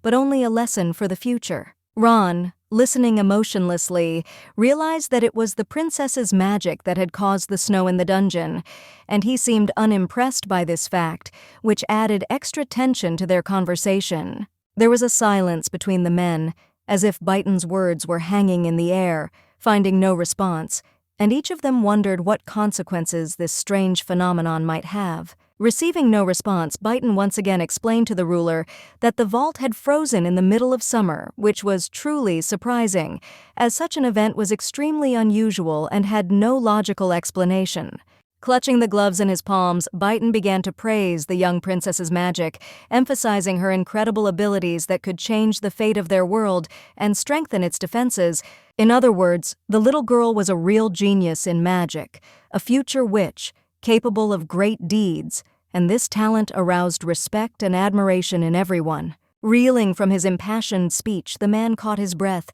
realizing how his words could influence the opinions of those around him about the future of their empire and the princess's role in it. To these words, the emperor merely remarked that this was natural, since the princess was his daughter, and in this statement there was a sound of pride for her talents, which, in his opinion, should arouse respect and admiration in everyone around her. The knight, sighing in confusion, finally realized that every father is proud of his daughter, and with slight regret, said that he was still far from the emperor because he had always been on a pedestal of respect and authority that was difficult to achieve. Winter was approaching, and the estate was gradually covered with snow, creating a magical atmosphere around that was reminiscent of fairy tales and the magic contained in every snowflake falling from the sky. The princess quickly lost herself in time as she sat at the table, immersed in the study of magic, as the pages of books opened before her like doors to a new world full of secrets and mysteries. Karen has not yet returned, and so the girl decided to continue studying magic on her own, determined to master new knowledge and skills that will help her become a real sorceress. There were rumors that William had disappeared from society, and this mysterious disappearance raised many questions and speculations among the locals, leaving everyone in the dark as to the reasons for his absence. It was unclear whether the man's disappearance was somehow connected to Karen, and this thought only increased anxiety, giving rise to additional talk about the possible reasons for his disappearance. Shaking her head from side to side, Isabel reminded herself to focus on her studies, as her desire to become the best witch required her to give her full attention to her studies, not allowing herself to be distracted from her important work. Suddenly, the little girl was distracted by another voice, and at that moment her brother Mikhail ran into the room with bright lights and warmth, full of energy and joy, as if he had just returned from an amazing adventure. He offered to take his sister to a wonderful place where they could have fun sledding, with a beaming smile on his face, and this offer filled his heart with happiness, delight, and anticipation of fun adventures. The princess somehow admitted that she had never been sledding before, and this discovery filled her heart with a slight excitement because new impressions and joy from this winter entertainment awaited her ahead. The boy, noticing her hesitation, raised his hand up and confidently invited his sister to trust him, promising that everything would be safe and fun, as befits brothers and sisters at such moments. He was also willing to go and help her build a snowman, which added even more fun to their winter plans, and this desire only strengthened the bond between them. Thinking that this was a good moment, Isabel asked her brother if she could now rejoice, and her voice sounded hopeful because she wanted confirmation of her dream of winter fun. Having received positive permission, the little girl happily jumped from her seat, spreading her arms and smiling from ear to ear,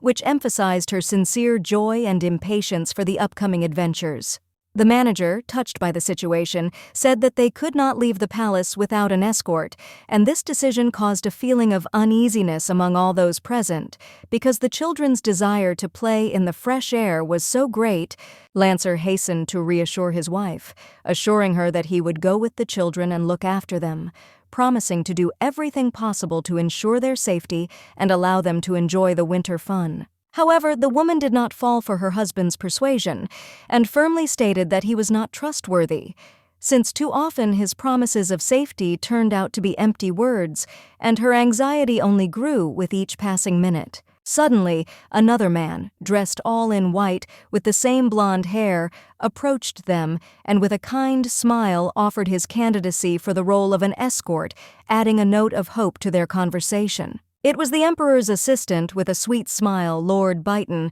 who seemed to understand all their worries and was ready to offer his help to make this day special and safe for everyone.